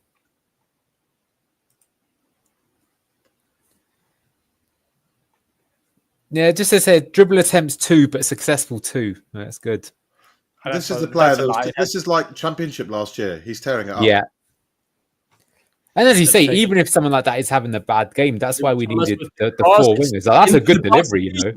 Ooh, was that Vardy? Who was the header there? McAteer. Wow. That was a brilliant delivery, to be fair. Absolutely brilliant. That's been missing all season. Look at that. That's perfect. We've got in this half. Leicester City potentially walk away with the lead. Brilliant header. Everything. Whatever that is going in. Made in the Championship. Going in. So, guys, one last chance for this half. You have to. Yeah, come on. Let's go in 2-1 up. Over the corner here. 2-1 up. We want 2. We want 2. We want 2. We will wait and see as the cross. I see O'Coley, Connor Cody, and James Justin in the box, among others. I can't recognize who's standing over the free kick. It might be Luke Thomas, who will kick it in. And it's a bit low and easily headed away by, I believe, Estupinan. As that is it for the half. It is 1-1 as Leicester City, for the first time in around 15 hours, walk away with goals. Nicely done. Compared to the crap we've been watching, even though they could have scored 5, we scored a goal. But I'm not joking, guys. We need to do something about the left side defensively. And this is not just on Luke Thomas, but that's the layoff when you have Mavididi in, right? He's not helping as much out defensively. Because not all of this is Luke Thomas's fault, but he's being overrun in 2v1 scenarios where he needs help. Samara has been helping out a bit, but Mavididi, because he wants to be ready for the counter, can't go as deep down to defend. And it's leaving Luke Thomas exposed. I know I've been hate watching him a bit today, but some of this is not his fault that he's being run over because it's too. No, you're right. It's a systemic issue, but he does look a bit lost there as well, I would say. Yeah, I would agree. I would try Woyo on in that position, but is he even on the bench? Well, yeah, it's good. Woyo's good one-on-one. Yeah, but it isn't one-on-one. Arthur, watching without the sound because it's both my parents' birthday today. We scored a goal. Yes. Doc, you know what time it is? That's Jaeger shot time, that is, mate. It's a Jaeger shot. Fuck off, mate. I set for the next goal. I mean, technically, Arthur's not a new member. He's just a continued member. So, Caleb says, look at that. Mavididi starts and we score a goal. It's the Mavididi way, says Mr. Fatawu. Mavididi, when he wants to, can really turn it up. I mean, I think that's the problem, isn't it? Are you doing it? Are you doing it? I'll do it, but it's just because it's Arthur, and we love Arthur. So toast to your parents, toast to Mavididi goal. This is for Arthur. Oh, he's going to go out the bottle. He's gone out the bottle. Look at him. No, I love it. There we go. There we go. Oh, there you go. Straight to the bathroom. This is a good question, Kiernan. But I think why he's doing this is that Ricardo's not fully match fit. So my expectation is he will bring Ricardo on again with half an hour, 15 minutes to play, and he just wants the continuity of the system the whole way throughout the game, which again is dumb. It's like, funny enough, get this, guys, if we played a system that we played all year last year, we look better than trying some stupid overlapping fullback or 3-4-3 with Patson Daka as a 10. Yes, really. Unbelievable. I think we're all hoping to see maybe a bit of Jake Evans in the second half, aren't we? You say that, but if it's 1-1 with 10 minutes to play, I don't think either him or Luco. Yeah, they're not coming on because I would get them on for sure. Let's put them in the real pressure environment. That's how you really learn. It doesn't matter. Wouldn't you love it if like Jake Evans came on and scored the winner? That would be. I tell you what, that's the time when the defense is tired. So it looks like a pretty hot day, and it's been a very sunny day on the pitch as well. And those Brighton players have not particularly been pressing. They're probably trying to conserve energy for the long haul. Give this kid a run at them. Don't worry about the result. It doesn't matter if we lose. True. What if the kid comes out and scores a worldie? You could just think, oh my God, this is the start of his career flying with us. And next season we go into it with, at some point we'll finish the season and we'll say, what have we got next year? And we'll say, Mavididi, we still got him. We've got Fatawu to come back. We got Mongo. We got Evans. Woyo will be decent in that league. JJ will be fine. We got a good second choice keeper who could be promoted to number 1. There's enough of a team there to get you back up. Just want to bring this up. That was a good comment there from Aaron. He goes, why is it taking him 5 months to go back to the old system? But good reply to this previously was Ethan saying, JJ inverting 1v1 means Adingra has an extra amount of space and it's a huge risk. So that is obviously the problem, is that if you get caught on the transition with your man stepping into midfield, there's going to be space down one side. Now, we could stop that by maybe not inverting, but to be fair, you know, when it's working, that's what's generated the small chances. So, but yeah, I mean, we could, for example, tell JJ not to do that and tell Wilf not to push up as much, which I think I might lean towards a bit more. But yeah, look, unsurprisingly, when we're attacking, definitely today as well, you see that when we're attacking into that final third, look how much more numbers there are trying to arrive in the box. There's been too often this season where someone gets into the box. Like I showed it on the analysis show, Bilal just had to run the entire way because there's no one chasing up to join him in the box. So it's nice to see. Yeah, I do find it frustrating though that, you know, we've actually looked competitive. I'm not saying we're dominating the game or anything. Brighton have had a lot of chances themselves, let's not forget. But we look pretty competitive. We don't look like a team that's 15 points adrift or whatever it is. And you suddenly see our mobile players, Mavididi, even McAteer starting, and you think, what could have been in the last 10, 15 games? Might we have been more effective? Might Wasted we have 8 scored months. That's what we've done. Exactly. So stupid. What a waste of an entire season. Yeah. I think a key thing we need to address, though, is that left-hand side, right? Will Soumaré come up more to help because Luke Thomas is too much on his own? They're clearly overrunning him there too often. So we need some more bodies there, but I don't like the idea of it being Mavididi because Mavididi's been so key on the break. Then who will it be then? Because I think it has to be Soumaré who goes out wide, I think. I think we almost want to keep it like this because we're getting a bit of basketball finally, and we actually is going. And they're getting chances, we're getting chances. Yeah. If we start to close up a bit to try and stop their chances, we will be able to get out ourselves as easily. But you have to be careful about what the changes you make are, because I'm not suggesting Mavididi should do, because we need him on the counter. But you have to realize, Manny, we've conceded about 1 XG from that side of the pitch.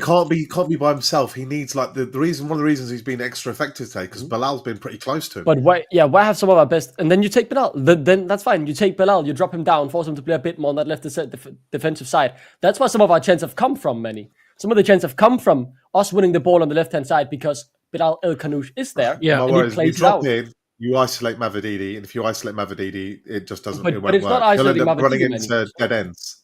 It's not isolating Mavididi. It's just allowing Mavididi to stay further up the field so he can play on that counter because he can't sprint the whole length of the field. And I think it has to be either Soumaré or El Kanouche, and they have been helping out a bit. But the problem is, if one of them don't take it up, you have an issue because, I mean, Luke Thomas gets overrun way too easily on that left-hand side. And we've been lucky not to concede 2-3 goals from it so far. I'd rather put Woyo on and trust Woyo. This will do a better job of handling a quick winger because Woyo himself is pretty quick. So I think it's a good choice. Anil, do you agree with this? Anil, what do you think to this? To be fair, let's just go for it. We are down. Yeah, anyway. 100%. That's why I agree with what Manny's saying. Is I don't care even if let's face it, even if we lose this game 4-1, at least we can say we scored a goal, we got in at half time. We try and remember what we could do. You want football to be entertained, not to just be see yourself team give up without even having an effort. So yeah, I absolutely agree with that. And yeah, I also agree with what Manu was saying as well. The whole basketball approach as well is that like you can accept that in games as well. We've just been way too passive for too many games. You're better off having a couple of games go, we lost 4-2, we lost 3-1, we lost 3-2, but we were in it. And if the ball kind of fell a different way in the game, maybe we could have got something. Because the worst thing is just turning up and there's nothing even to look forward to. And I think we also need to have it so that some players ourselves is going to feel much better if we're feeling a bit confident going into next season rather than just being totally and utterly dejected, right?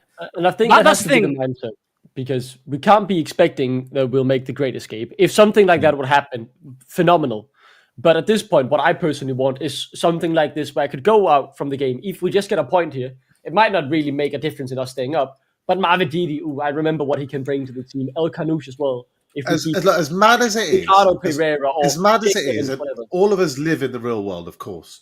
But as a Premier League team in our current situation, you can't afford to live in the real world because mathematically it's not dead.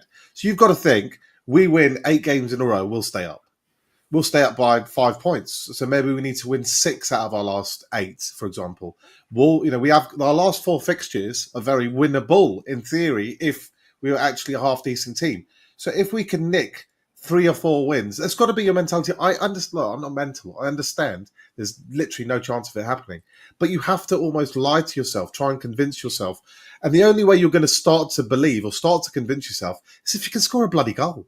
Like that's Mavididi is going to be pumped no matter what happens today because he's got a goal, and it's been months since we bloody scored one. So, if that means that we lose today, like Anil said, if we lose 5-3 or something, it's better than losing 2-0 or 3-0. We need to generate some confidence in the forward areas first.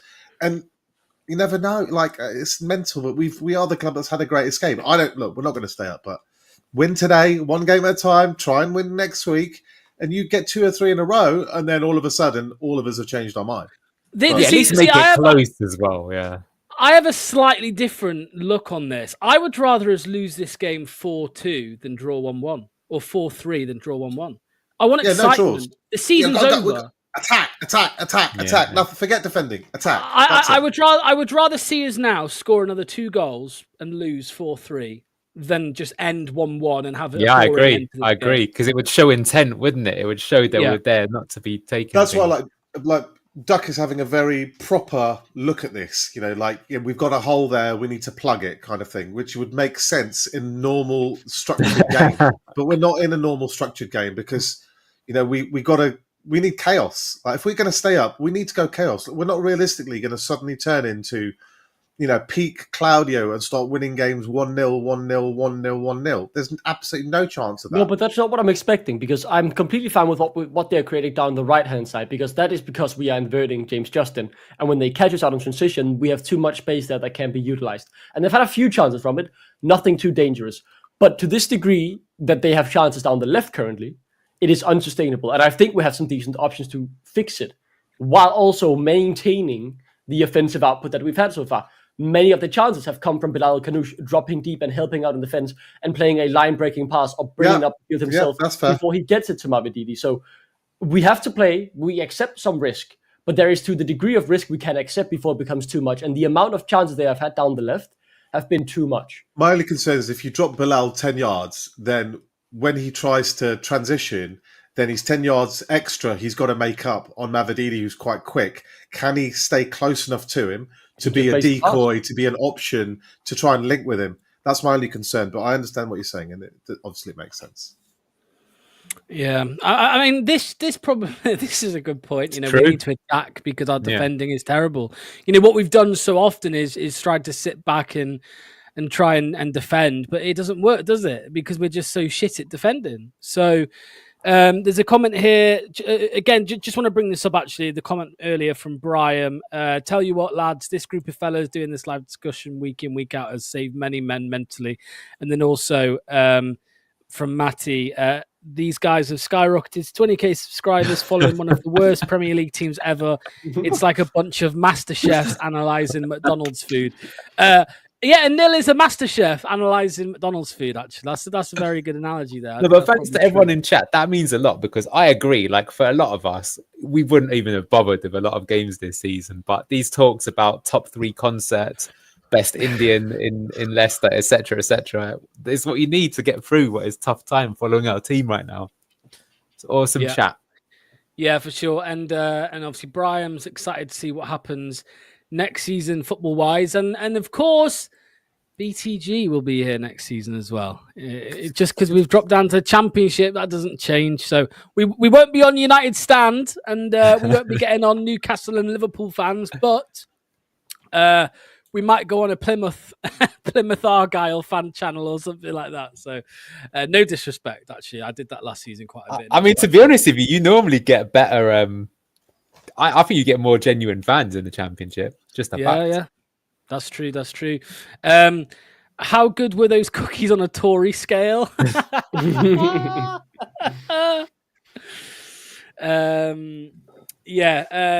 Carol as well with another nice comment. Great comment. I'd have given up long ago, but for this channel. Thank you for the kind words. 46 watchalongs next season as well. There we go. Yeah, wow. That's even more with cup games. We'll have at least two cup games. So yeah, a minimum of 48 watchalongs. Ty says we'll be singing Nil on Welcome to Wrexham next season with Ryan Reynolds. That's true.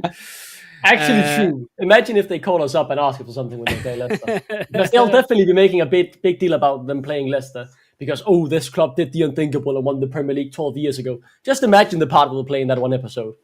And then they get these 4 idiots on to say, we are Leicester's mate. It's a brilliant club. Yeah, I wonder how many of those, like Ryan Reynolds and Tom Brady at Birmingham, they got promoted today, are genuinely trying to. They watched Leicester and thought how amazing it is if we could emulate that, and that was their reason about watching. We can win a league with a team that costs £27 million. Then you can do some mad things in football. I would imagine they play a pretty big deal, for those guys. JJ Watt's at Burnley as well, isn't he? There's quite a few Americans who've sort of followed that story and they've really been inspired by it. Yeah, for sure. I don't think we'll be on Leeds fan channels. I think they're looking now that they probably will be going up, unfortunately. Anything can happen. Anything can happen. Nah, someone's out-choked them. That's the problem. They're the chokers against chokers. When did I get interviewed? What are you talking about, Harder than ever? Chris Wilder's turned into Deontay Wilder, and he's absolutely stacked their season. This one again. Can Duck roll his sleeves up for the rest I don't get it. Please enlighten us, Daniel. I don't get it. I don't get it. So please let us know. Leave the Duck alone. He's going to be hammered in about a minute. I am wondering though, what is the sleeve thing? Is it just rolling up my sleeves in my jersey or what? We're gonna score. We're gonna score another 5 goals, and Duck's gonna have to have 5 Jaeger shots, and he'll be on his arse. No, I'm not. I'm not doing more Jaeger shots. I forgot about how bad they taste. If we score, you've got to. Come on, if we. Well, score. you can shut up, mate. If you take a vodka shot, then I'll gladly trade with you. I've got my beer. It's all right. That'll do. You've got my beer, mate. Yeah, I'm a little weakling. Oh no, sorry, I know what you're on about. No, that wasn't Leicester. Oh, I better start the timer. That wasn't Leicester. That was the Premier League. Yeah, I know what you mean now. So yeah, there we go. Second half, of course, no changes, no Oliver Skip halftime change for everybody who wanted that. I'm sure there's one or two. And here we go. Let's see what happens in this. Do you think there'll be a change in approach from Brighton? I've got a feeling there will be. Maybe, but it's tough. If you were their manager, you'd just be like, if you keep doing what you're doing, you're going to win pretty convincingly. Yeah, just put it. It will be like just put it in the back of the net, guys. Yeah. No, I don't know. Vardy almost gets on him, but I'd be like, you're allowing them too much time on the ball whenever they get it. Carrying it up the field, finds João Pedro, who's dropped very deep here to link it up with Adingra, who completely cheats James Justin and does get the shot away right in Cato Bacolic, who seems to have Coley's taking one in the Johnson. That was a tough hit. Now Pedro really playing around the edge of the box here as that free kick. Did Wolf just crunch him? Oh, I need to put audio back on. Somebody asked if we're defending in the back 5. Well, let's see. I don't know. I don't think so, but we are not. We're not. Would you put it past Rude doing something brain dead? I wouldn't. No. Why is he on the floor for? I don't even think that's a free kick, to be honest. I think he's totally bought one there.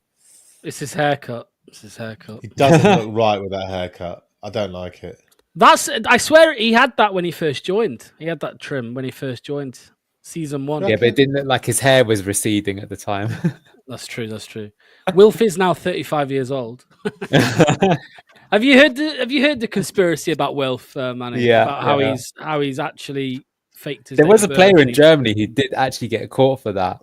I don't want to dignify that with an answer. Yeah. Well, apparently there was a bunch of players around that age group in Nigeria that faked their date of birth. Yeah, definitely happened. Look, Wolf's from a military background, from military school. He's all about prim and proper. Make your bed. Honestly, I've heard a long interview with him when he was talking about his upbringing being like quite rigid, very military style. Wilf is a absolute perfect off the field human being, which is part of the reason why I love him so much. He's been in 9 years. Has he ever been involved in a single incident issue with any manager, any falling out, any rumours like Vestergaard and his dog or Buonanotte in his boots? Never a single issue with him. Yeah. Guy's a legend. Ultimate professional. Love him. That's a poor pass. We could win right on time. Another block, Wilf. Well done. And again. Samare with an absolute stinker there, and it's right back. Yeah, Samare's maybe the one I would look to change. I think he's not had a great game. Skip is willing to help out Luke Thomas on the left side. We are happily accepted. Yeah, or Ricky in that position. But I think Ricky will come on for Justin. I'm expecting. Yeah, when you're playing with the pivot, you can you take out Justin for Ricardo. That was McAteer on Like, at least Casey's getting stuck in. Yeah, rightly so. It feels so weird to see us having scored a goal, guys. I'm sorry. I just have to just think about it. We've conceded, but we're still drawing the game. What does it mean when they turn the 0 to a 1 on the Leicester side? I've not seen it before. What does it mean? It's binary code. Could mean anything. All depends on what comes before and after. They're all crybabies, says Mr. They are, Vitaro. to be honest. That's true. They don't need to South do that. Americans. Yeah. Well, they've done it quite a few times, haven't they, this game? But that's the thing, though. Brighton aren't the most physical team. They're very capable, technically speaking, and that's really their edge, right? So when they get into those physical duels, they play on the weaker physical. But I feel like it's a bit cheating because someone like Buonanotte have been really... Like, the referees don't give him anything at this point, really, when we see him on. And it's a bit saddening when we see these soft free kicks being given. I think we're set up quite smartly today. We let them have the ball. Anytime they cross into... Justin. Look at Justin. In the inverted wing-back position, and you play it out wide, and then Ndidi's there to create the extra width and quick little play up to absolutely no one, though, as Estupinan can take 10 meters, passes it on, and it's a brilliant ball. Yeah. Oh my God, Matt O'Reilly almost gets a goal, and instead with a dinker down the ball, crosses it into the back post. Thomas win it, and he actually does. They're aiming for a handball. Another handball. No, the counter could potentially be on, but Dan Burn, or not Dan Burn, rather. Totally getting away with it. Simon Adingra back on the attack here. Additional support from James McKinney. Oh, good catch. All right, was that a penalty shout? Are they going to look at it? Potential penalty for them. Oh no! Oh no! We'll get away with I think they won't give that though because he's had the shot and he got a save. And he's not falling. He's not falling at all. If he goes down, he guarantees the pen. But because that's the crazy thing. If he had it done, it would have been. But he's penalised for being honest. Right? Yeah, Italian defending there, 101. Let's see how we play out from the back, though, because we're playing very wide. He had some bold passes as Ndidi gets it and immediately loses it to Simon Adingra. He's been on fire despite his finishing. And look at the space on the left. Luke Thomas comes in. That's got to be a penalty. That's a pen. That's got to be a pen. That's a penalty. That is checking. He cannot get away with that. That feels illegal. He just grabbed him by the neck. What a dopey. I mean, Luke Thomas is one of he is one of the dopiest. I can't believe I went on Twitter and I saw Leicester City. Oh my God, he's going to give that definitely. It's a stonewall penalty. You are so bad, Luke Thomas. And we turned down 5 million for him. Are you insane? 5 million for him. Oh my God, that's a nailed-on pen. You are so bad.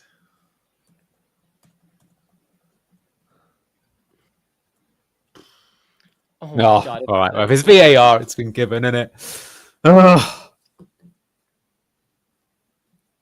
Bozos. Bozos. For any of you who are watching pictures, there's absolutely no doubt that this is a penalty. I mean, it's just so nuts. A totally unnecessary challenge as well. Yeah. Luke Thomas is late to the play, and Matt O'Reilly gets just pulled. Grab him, throw him to the floor, and then kick the ball away inside our own 6-yard box. The referee points. He points. He's going to see the screen. He's running towards the screen. Okay, I thought the VAR shots. That means it's going to be. That means it's going to be. Yeah. It's very rare. Thomas laughing his ass off, knowing that George will still defend him on Twitter after this, despite yet another howler from the 23-year-old left back. Brighton living off pens. You're not wrong, but we've given them away far too cheaply. A soft hand ball that we shouldn't have given away, and Luke Thomas finally being punished for his sins called defending. It's absolutely shambolic. He's too late. He rips the shirt apart. Maybe a big fan of the Danes here as he recognizes they're better at football than him. It's so dumb. It's so dumb. Honestly. It's a horrible pen to give. This is VAR era football. How do you possibly think I will say, if I'm giving Luke Thomas the benefit of the doubt, O'Reilly is looking for it. Very quickly takes his arms up like this, but he is being pulled in the shirt, so fair enough. Look at this. Look at this comment. The ref's not convinced. He's not convinced. So this is where the VAR. Convinced. This is maybe because he thinks that it says been given. Yeah. My point is that the fact he's had to look at this for the last 2 minutes would suggest it's not a clear and obvious error. Well, or suggests It he's looks a pretty bad clear referee. to me. Yeah. He's wasted 2-3 minutes. You look at it the first time, that's a penalty log. You just wasted 2 minutes for nothing. Mate, you've got to remember the question is, if that was against you, if that was Vardy who'd been pulled down like that, what would you be screaming? Yeah. I'm engaging with George now on Twitter. He needs to be told that this is not okay. He cannot be saying that. I mean, I can't with more Luke Thomas, man. This debate, they're both so shit. I said, Woyo. Like, why would Luke Thomas ever get on your pitch? Get Woyo off, get a Luke on. There's a few weeks ago where he said he had a half decent game against Chelsea. Okay, and people were like, who's playing all right? This is Two what you pens get. in one game, man. We're Fool just me one, shame on me. every Fool me week. twice, It's a new shame way on to you. bozo it up, isn't it? And both This of them penalty are as João Pedro more steps horrific up players once as well. more.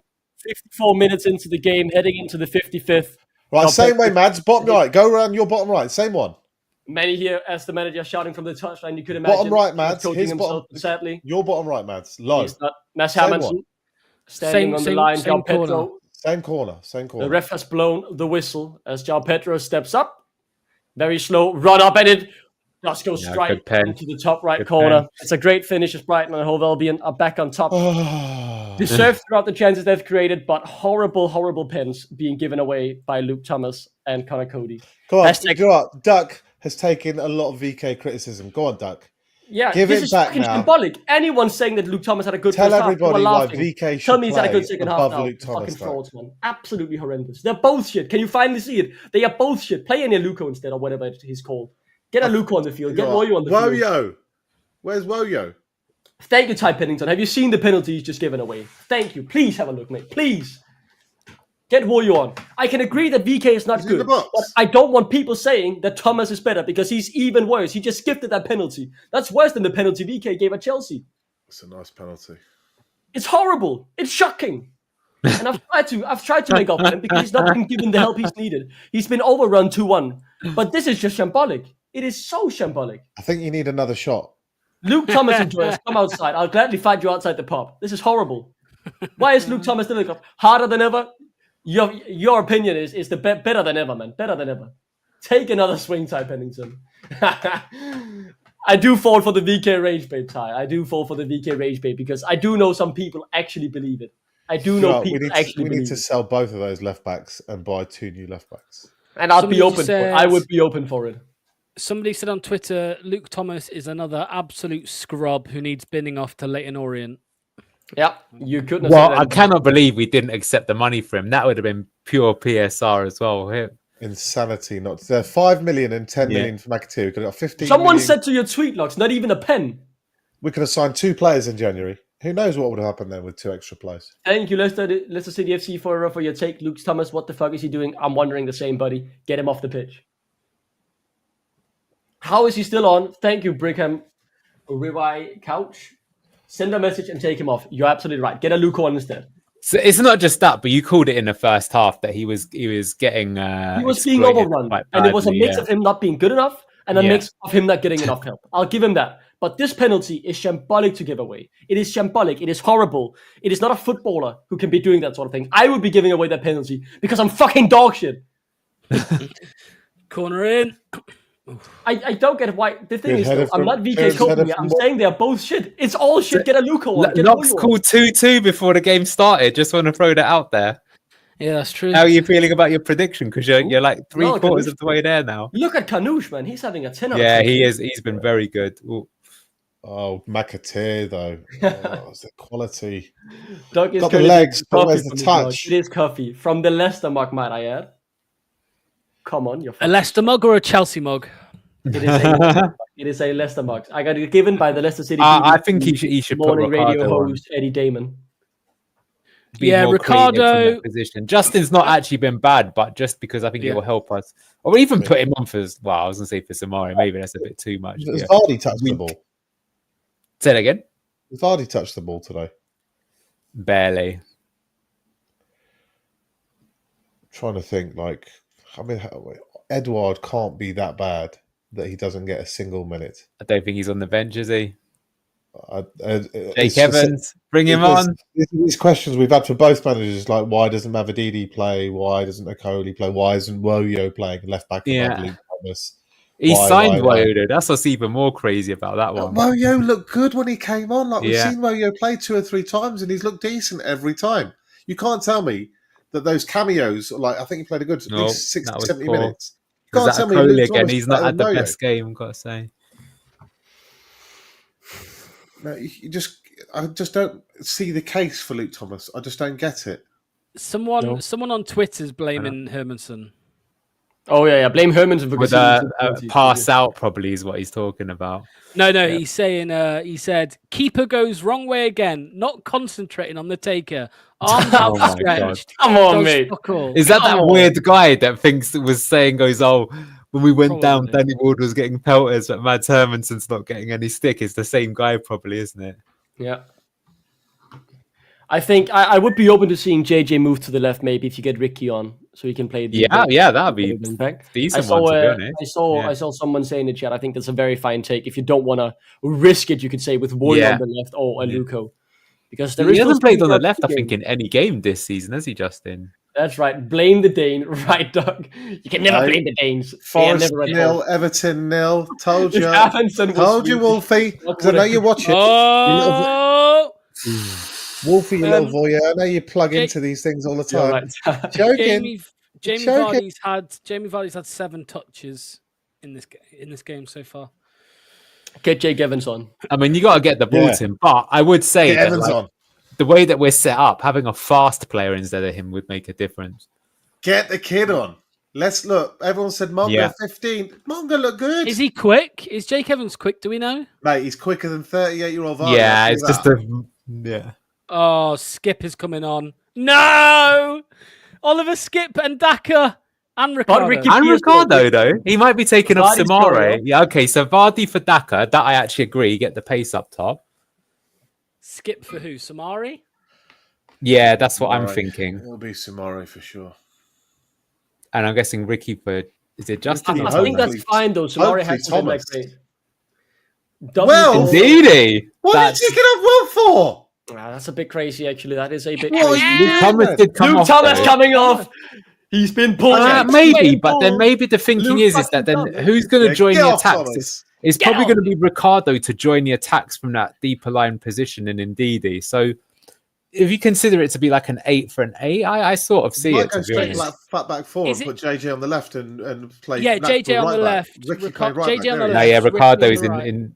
Looked like he was inverted. That means is it going to be Samari or Skip? Samari, guys, Samari wins the ball back. This is a big opportunity, by the way. Look at this. It's a big opportunity. Cut inside and look for the finish. Forced to turn over. Oh, that was good. Plays it back to James Justin, who finds Samari. Ricky P is also there in the advance. McAteer goes out wide, and Caleb Okoli passes it into the spaces. McAteer looks for option. It becomes a backwards pass, and I believe the play might have been over here. Too slow now. Thoughts on? Yeah. He needed to get the shot off the first time when we had the 5-on-4. I like Greenland. My mom's worked in Greenland, so I don't hope America takes them. I think they would ruin the free healthcare they currently have. Skip with honestly, Skip's first touch. Did Skip even touch the ball? Gives it away horrific. Now lets the man go. Oh, Skip, this is the post. Look at the Caleb Okoli speed, though. That is the speed we need, man. And fouls. Need for speed. Skip, absolutely awful. Awful. I mean, what else can you say? Watch this. Gives it away. They said he's quick. Look at him trying to chase back. You've just taken Wolf off for Skip. Look at him. Absolute ass clown. You're nowhere near the ball. Oh, you're so bad.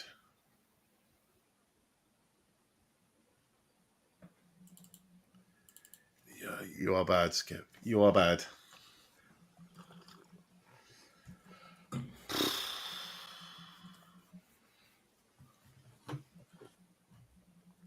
Look, though, we've taken Luke Thomas off. We've gotten rid of one of the issues here. Dropping a 6.1 rating on FODMAP, by the way. Who? Luke Thomas. Shocking. Skip, mate. 25 million to do that.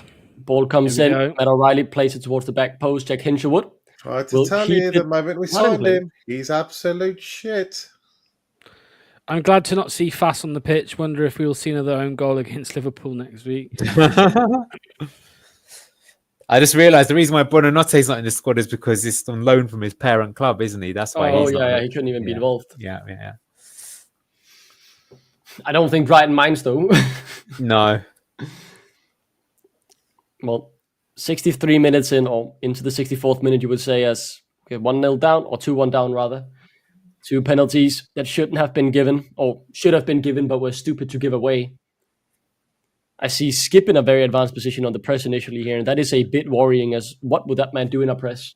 What can that man do, though, is a question Manny's been asking with little to no answers.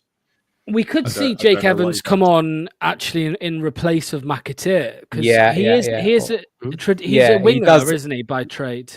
He could do all three, which is good actually.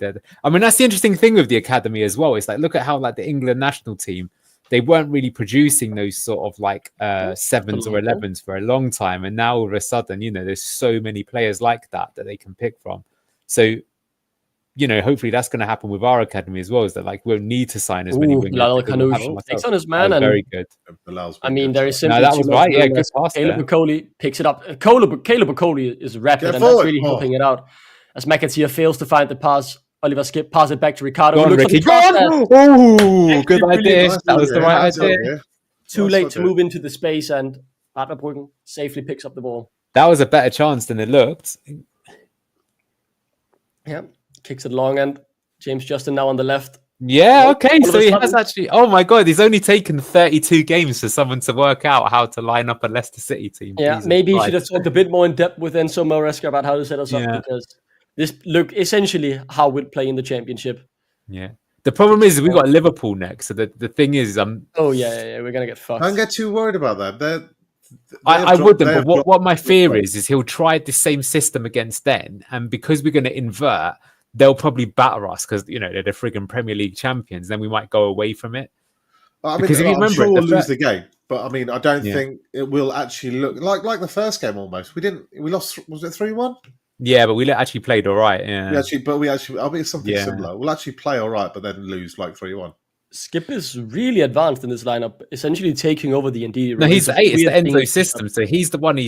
When we're out of possession, he's in the double pivot. But when we're in possession, in the middle. Obviously, but he's taken over the Ndidi. We've got Enzo. There's double pivot right there. Sumare and Ricky.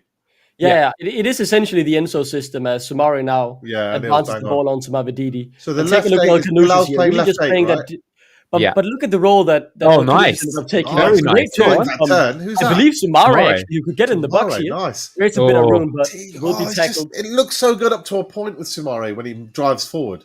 At least there's way more positives in this game than there's been all season. Now Caleb's out. Got to get back, Caleb. Got to get back. Nutmegs Ricardo, and now on the left, James. Get back. Win the ball back, and let's go again. We're playing well here. We're playing well. Go again. Mavididi takes on the left. Good effort. We're playing good, man. We're playing good. Bilal, you should have shot, mate. Takes out the tempo of the attack, and now Oliver Skip will likely do the same, though, as he tries to find his way through the Brighton defence. Blimey, this is quick passing. He can really do. Good again. We're having a good period now. Passing. Yeah. It's funny how both times it's been after we've gone behind. It's Enzo ball again. It's Enzo ball. You see, it's so comfy. That's what I'm saying. It's so depressing. Is that like literally we had this system. We won the frigging championship with it, and then we didn't play it. The cross comes through, but was laughing. I told him Willie Caballero would have been doing this all season. Yeah, we'd have been doing this all season. You see, look, all the old little triangles out wide, the interplay. Ricky's back. We look good. We did it against Forest. And we look good for half hour. That's unlucky. That's very unlucky. Half hour. You can't legislate for bozo odd moments of defending in the actual play of the game. Almost. By the way, the thing is, what I'll say about today is that this is how we should have been playing all season long. And do you know what? Even if we had the same amount of points as we have now, but we've been playing like this, we wouldn't be anywhere near as depressed as we are right now. Because this is a team that you can see we're actually creating chances, having a goal. Open at times. Do you think we should piss the championship next year?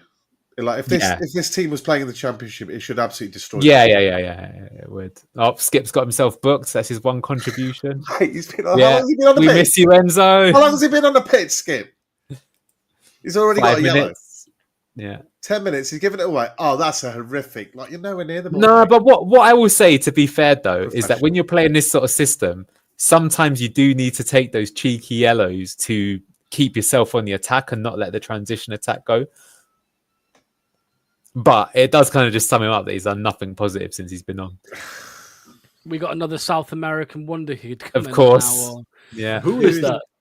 Solly this March as random- well. Fair play to him, coming back from a very long injury since last Who's October. this other guy with Brinkcombe going on, though? The next Chelsea £60 million I do not signing know. probably is the answer. Yeah, you'd Someone probably else do I've well never knowing heard his of. name. I'm checking it out here. It looks to be Gomez. Gomez. Diego Gomez from Paraguay, a left winger, 22 years old. I love Brighton. Solly March, number 7. Will As I said, next Chelsea £60 million signing. Let's be honest. Again, walking off. Their South American scouts have found them as Stupinan, Caicedo, Yeah. this guy, João Gomez. Yeah. I mean, Buonanotte. yeah, they're on the ball, aren't they? Yeah, they've got a few more that you don't even know about. I bet you they paid next to nothing for all of these guys as well. Like Yeah. 3-4 Oh! quid max. I've just remembered why Duck's been wanking off Matt O'Reilly. He's Danish, isn't he? I've been saying that 500 times. How have you always wow. I even said when Thomas gave away the penalty, you probably wanted his shirt, realizing he's Danish. Yeah, McAllister, that's another one.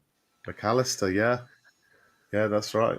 But I was saying, Manny, though, why they're smart, though, is they sign those players, but then what they do is they loan them out to that Belgium team that they've got to develop them for 2 years, and then they come back and they're good. And it's like, this, again, is so stupid. They literally, that's what I thought the point of them buying Leuven was to do that.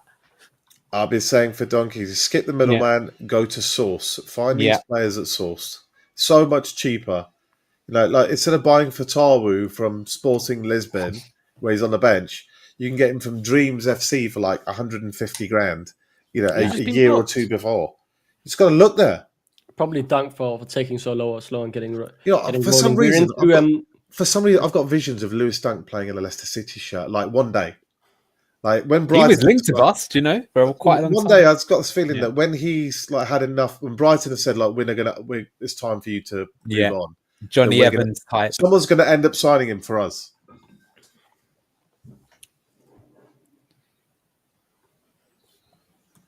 Oh, Villa scored. Boo. You say that, but doesn't that make it less likely that Forest will get Champions League? Just Let's see here. They are. I don't like Villa more than I like happening? Forest. No, honestly, I've got a mate who's a big Villa fan as well. When they went 1-0 up midweek, I'm like, oh god, come on PSG. That didn't end up too well for them, did it? But PSG are my dream team if I had unlimited money. Young, quick, technical, fast. Take a look at this. Oh, this is nice. Go on, Boobs. Go on, Boobs. This is really good. And there's space on the left for McAtee. Have a go. Have a go. Himself, and he will. And he barely puts it wide. This is actually enjoyable to watch. Actually enjoyable watching Leicester City for the first time this year, to be honest with you. Yeah, electric football today. today. Yeah. And I think if we play like this, we'll go down with our heads held high. It is quick, clean, and energetic. It's funny. Look at that attack and just look how immobile Skip is comparatively. But yeah, best game since the Man City game. Yeah. I'm glad he had a go there as well. I think it is important to start testing the keeper. I mean, he didn't there, but it was the right thing to do, in my opinion. The quality of football is actually there, though. It's not like we're getting a bit lucky or anything. We're actually playing some nice, decent standard play. And again, Boo. I don't know how much of this is down to this. You know, we've gone back to Enzo, but for those of you not watching, we've gone back to a back three, double pivot, 2-8, 2 wide wingers. Ricardo inverting. Classic Enzo way of playing. And suddenly everything looks smooth. And it's not over yet. We had the free kick. McAtee taking on Estupinan. That's a surely that should be a free kick. Did you see Estupinan already on a yellow? He can't afford to do this much more. Skip agree with you, Jips. It does. Because we should have been playing this style the whole way through the season. It's too late to cry about the past, right? Rather enjoy that we've actually remembered how to play football. For once, I'm enjoying watching a game. Well, Rude is just realised. I don't even think it's us. I don't even think it's us remembering how to play football. It's just Rude realising how he should have set us up from 3 months ago. It's because Ricardo has returned, but they should have been doing it even without Ricardo. There's other players in the team that we could. Like Justin did a decent Although I will say, in my opinion, moving just into the left and putting Ricardo in the double pivot makes a big difference. You're seeing it already. Bilal on Jake the free. Evans. He puts in the cross. That's a decent. And it's Caleb O'Connell who puts it in the net. It's 2-2. Fuck your pen. Fuck your VAR.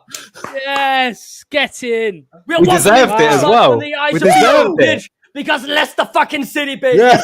We're right back in it. You mad lads that called 2-2 before the game. What are the lottery numbers tonight? What are the lottery numbers? I'm doing the Marcus Rashford. Yeah. Football foxes are back. Caleb Bilal Akoli with the and assist as well. Lavadini, our goal scorers. Who would have thought? It's on. Bilal with the assist. Oh, nice. That's a nice Lux is goal. almost like I'm thinking, should we actually do the match reaction now? But you know, 3-point Leicester. We will get 3 points. I think it's worth going through some. yeah. I've got it ready. I've got the player ratings ready. Well, absolutely. What are you doing, Duck? Why have you got that out? I'm changing into the Leicester kid, okay? I'm changing into the Leicester kid. Hey, Doug, get the Jägermeister out. You're having another shot now. Fuck off, mate. Fuck off. Manny, cookie. Yeah, I'm having another one. Bloody You hell. have to. I'm sorry. You told that. offside. Fuck off. VAR. I'll eat the cookie. Give the goal. That can't be though. They showed the shot and it looked on. I thought they. It very much looked on. They could just be checking. No, hold on a minute. It may not be 2. Oh shit! It is. He's no, on. that's onside. That's a goal. He's on. That's He's on. onside. He's on. Yeah, it's Stupian's He's playing, on, or number 30, whoever that is playing him on side. He's on. Yes! He's on. That's a goal. Yeah. Look at his face, though. I like this. Like, look at his face. It's stupid though. He wants It's keeping it. him on. Why is this guy been on the bench? Go Why is for he the on win. bench? Go for the win. Oh, it's the Go for the win. Semi-automated Automated, VAR. yeah. It's literally by his hand. That hand that could have given us a penalty.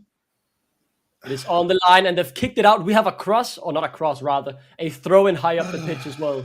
The intensity has risen. The atmosphere is bubbling. Yeah, Billy, not that's just our not- best players, but in the right lineup as well. Because you know what, you could say Casey McAteer's not our best player, but it's working.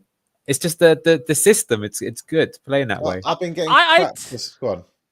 I was going to say, I know what we said earlier about, if it's like 1-1 or 2-2, whatever, maybe don't bring on a youngster. But with Fuck it. Go for it. Yeah, go for it. With Espinina, on a yellow card, with the left back on the yellow card, bring Jake Evans on, man. Make him right. Totally agree, right? Great long He is ball. my man of the match so far. Look at left. Lavadini.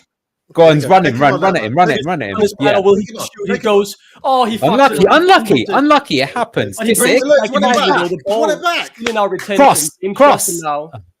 Back towards Okay, Samari, dominating and here. we regroup, reassess the situation. A longer ball gets played into it's a Skip, Skip. who doesn't seem to be offside. Skip winner. Come on, inject it into my veins. Al Kanouche on the ball, looks for Skip, but can't find him. Gomez gets it up to But João you can Pedro tell now. the confidence. You can Ooh, see. look at the high press. Look at that. Win it back Brings it high back. again. Yeah, Below. high press. Brilliant. To Have a pass him shot. back. Oh, unlucky. Keep going. Keep going. Keep pressing, guys. Keep pressing. That's it. Look at the energy. They want it. They want it bad, This is man. quality. Yeah. I can see him on the ball. Will likely lose it here in a 1v2, but Dustin. You know what? He's won it. I think he's won a free kick, is he? Or is they just going to give it the other way? Oh, he was Dustin, offside. really advantage. Careful, though. We are very high up the pitch here. Yeah, we're very advanced, and that does leave us We're exposed. going for it. This is what we should be. This is Yeah. intensity. It's the High Enzo intensity. system. Yeah. This is the way. Great escape back on the menu. boys. Back on the Like menu, we need yeah. a Forget the cookies. It's the great escape flavor. Villa 2-0, Manny. It's Southampton, isn't it? Tell me it was Rashford for my FPL. No. Oh, But could have yeah, won it you here could as well, not- but now there's not- loads of space. We pressed high, but they won it back, and a ball into the box. There's a Keeper, heap of that's space your for ball, Lee. man. I think Mads could have That's punched that. But luckily, his cross is Hey. woeful. Got away with As one. a Yeah. free kick has been Oh, won. God. Solly March, a bit too forceful there on James Justin. As again, Somebody- coming back to what Manny said at halftime, it's got that murder ball feel to it, the match, but it's Yes. way more exciting to see us play like this. Like I said, even if we lose 3-2, we play like that every week. You can get behind the team. It's not these cowards. The cowards are gone. Exactly. And- this is the way. If we lost the last 10 games like we have, and Yeah, who played gives? like this, Who cares? yeah, exactly. Mavididi and Okoli are 2 goal scorers. Have been sitting on the bench for about 10 games. Quit between whining, us. man. You know, scratching their asses, going, They'll play next week. Don't worry, mate. And do you know what? They've got a fair point. Why the hell have they not been playing? Samari's been back to his best. They're hungry. At least today, they want it. Skip. Mate, it's not just a goal.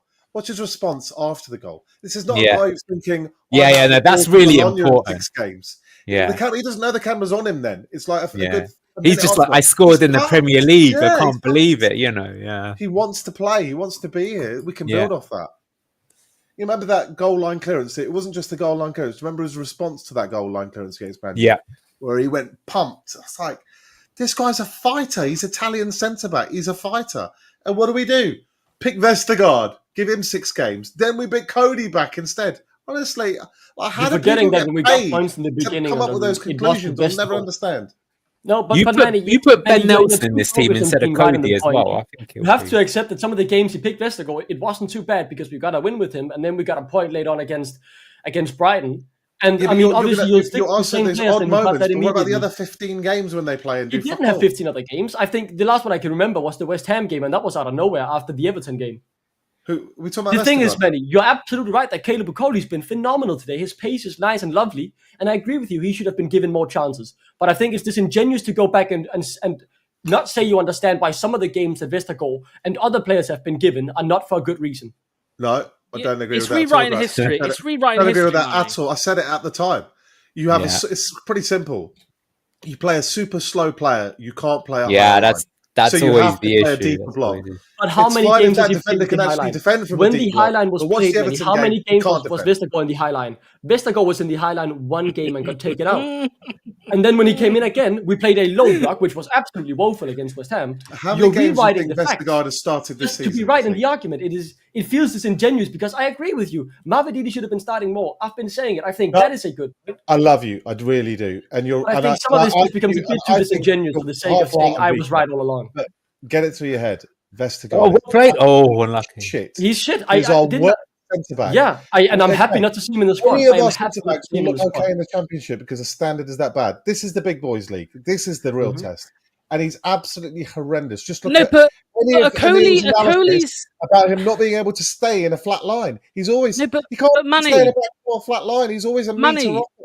Manny, Okoli shipped 4 goals to Brentford. Skip, yeah. And that, that's McAtee, it's not bad between the two. Stop. Well in, Ricky. Go on, yes! Loads of space. Yeah, the inside one from JJ. Mavididi on the ball. Oh! Brilliant ball, but... We're finishing stronger than they are here. You know what, Rude? It is time for another sub, if you ask me, just to keep the momentum. Throw on another attacker. I agree. Vestergaard is a slow, junky meathead. I don't want to see them have the full-on discussion, but I do think it's right to say that. And I think he should definitely not have been playing in that High Line for the 1 game he did it. You shouldn't be playing in any line, Doug. He's crap in every line. And rewriting all the facts here. It becomes I'm not rewriting anything. He was crap when we signed him. He was crap when we went down. He was decent in the Championship, but anybody could beat. And he's been awful in the Premier League again. He was very good in the Championship. He was brilliant in the Championship. Anyone would be decent. Harry Winks was brilliant in the Championship. How did that he work was. out? Mavididi was brilliant in the Championship. Yeah, Mavididi was brilliant in the Championship. But the difference is Vestergaard's had at least 20 starts this season. Mavididi hasn't had 20 starts. Mavididi has not had 20 starts. That is right. And I think Mavididi should have played more. But I just don't Liverpool think will be quaking in their boots seeing this. Anyway, let's not fight today. We're actually having fun. Let's not start bickering. Save that for Luke on his wedding night. It'll start the day after. Mate, but this, guys, Anil, I'll ask you, mate. This has been the case in the last 3 games that he's come on. That's why he should be starting. But again, do you know what? It's one of those that it's like all us fans could have told you it, but it's like obvious things. JJ at the left centre back there, Ricardo in the double pivot, Mavididi on the left wing. McAtee, I think, has been reasonable. You can see he's not got the quality of other players, but because he's fast, he works off the ball. The whole team works better that way, right? I think fair play as well. I've got to say that I was a bit concerned when he took Ndidi off, but if anything, we have looked more positive going forward with Samari kind of joining in the attacks. Although I think I'd still rather have Ndidi in rather than Skip, in my opinion. Luke Thomas coming off as well and moving JJ there. That's exactly my point, which is unsurprising because again, JJ played as that left centre back pretty much all year last year, and for that specific system, he's pretty good at it. Because, what was Duck saying all throughout the first half, which is correct, is he was getting overloaded. But now, with look, we're overloading them. Oh, lovely. Go on. Now. Till it came to Skip. That was a bit unlucky, though. That wasn't Skip. Yeah. Let's keep the positivity up. He's improved the last 5 or 6 minutes, Skip. But I agree, he's not quite got that. He's not Bilal is so sharp today. His little passing, his time. Get Thomas back on. Get him on the striker position. We can't get a point. We can't be doing that. Get him on. Just think about it. If he hadn't have given that away. Yeah. Casey McAtee here up against 2 will play it brilliant. Right back in. That was good play. I'll be interested to see what rating you guys give Casey McAtee. Yeah, I think he's here. Come on now. Pretty much. Shot. Justin, we know you can, and instead he look at this. Just look how deep defending Brighton are doing. That hasn't happened the whole season. Enzoing Brighton. Yeah, at their place. Yeah. We miss you, Enzo. There's McAtee to run in. Yeah, that's it. This is boring. Man. Oh my God!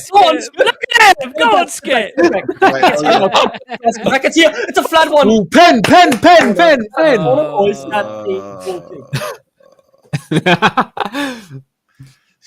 Yeah, for those who were saying that Enzo's system wouldn't work in the Premier League, I'm watching it right now and it's working in the Premier League. That is a goal kick. Yeah. Look, I think to be totally fair, the point is that like some games, if we'd have played this system the whole season, we would have probably got battered like 5 or 6, but we got battered by that amount anyway. Oh, that's a horrible back pass, and all of a sudden Duck is on. He needs support. He does look, if you consider there was no one in the box with him, he's actually done the right thing there, Dan. That's the right thing there, but the angle is too sharp, and yeah, I mean, he forced a save. So you never know if the keeper's, has a nightmare, like that first goal. I will say as well, I hate to say it, but he looks better than starting Vardy up there because he can just do that direct running at you. Pace. Yeah, exactly. Pace. Just get pace on the pitch. Go on. In the box to get it in. It's a corner.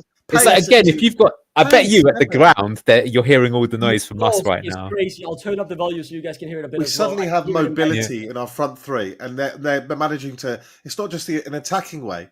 But defensively, they're managing to really put a really fast press on Brighton as soon as they get the ball. And Brighton are rattled and we're winning it back. And then we win it back in a high position. So we don't actually have to go that far to make an attack. It will come on, give me that Southampton moment. Another shot. Take another corner. Awful shot as it doesn't drift out to a corner. João Pedro has other plans and he'll now try to bring it out of the fence and he will kick it long. And I do believe that should go to Ross. Is there space to play around with? McAtee picks it up. Let me say again, I don't even care if we lose 3-2, right? Go for it. Keep going for it, lads. Oh,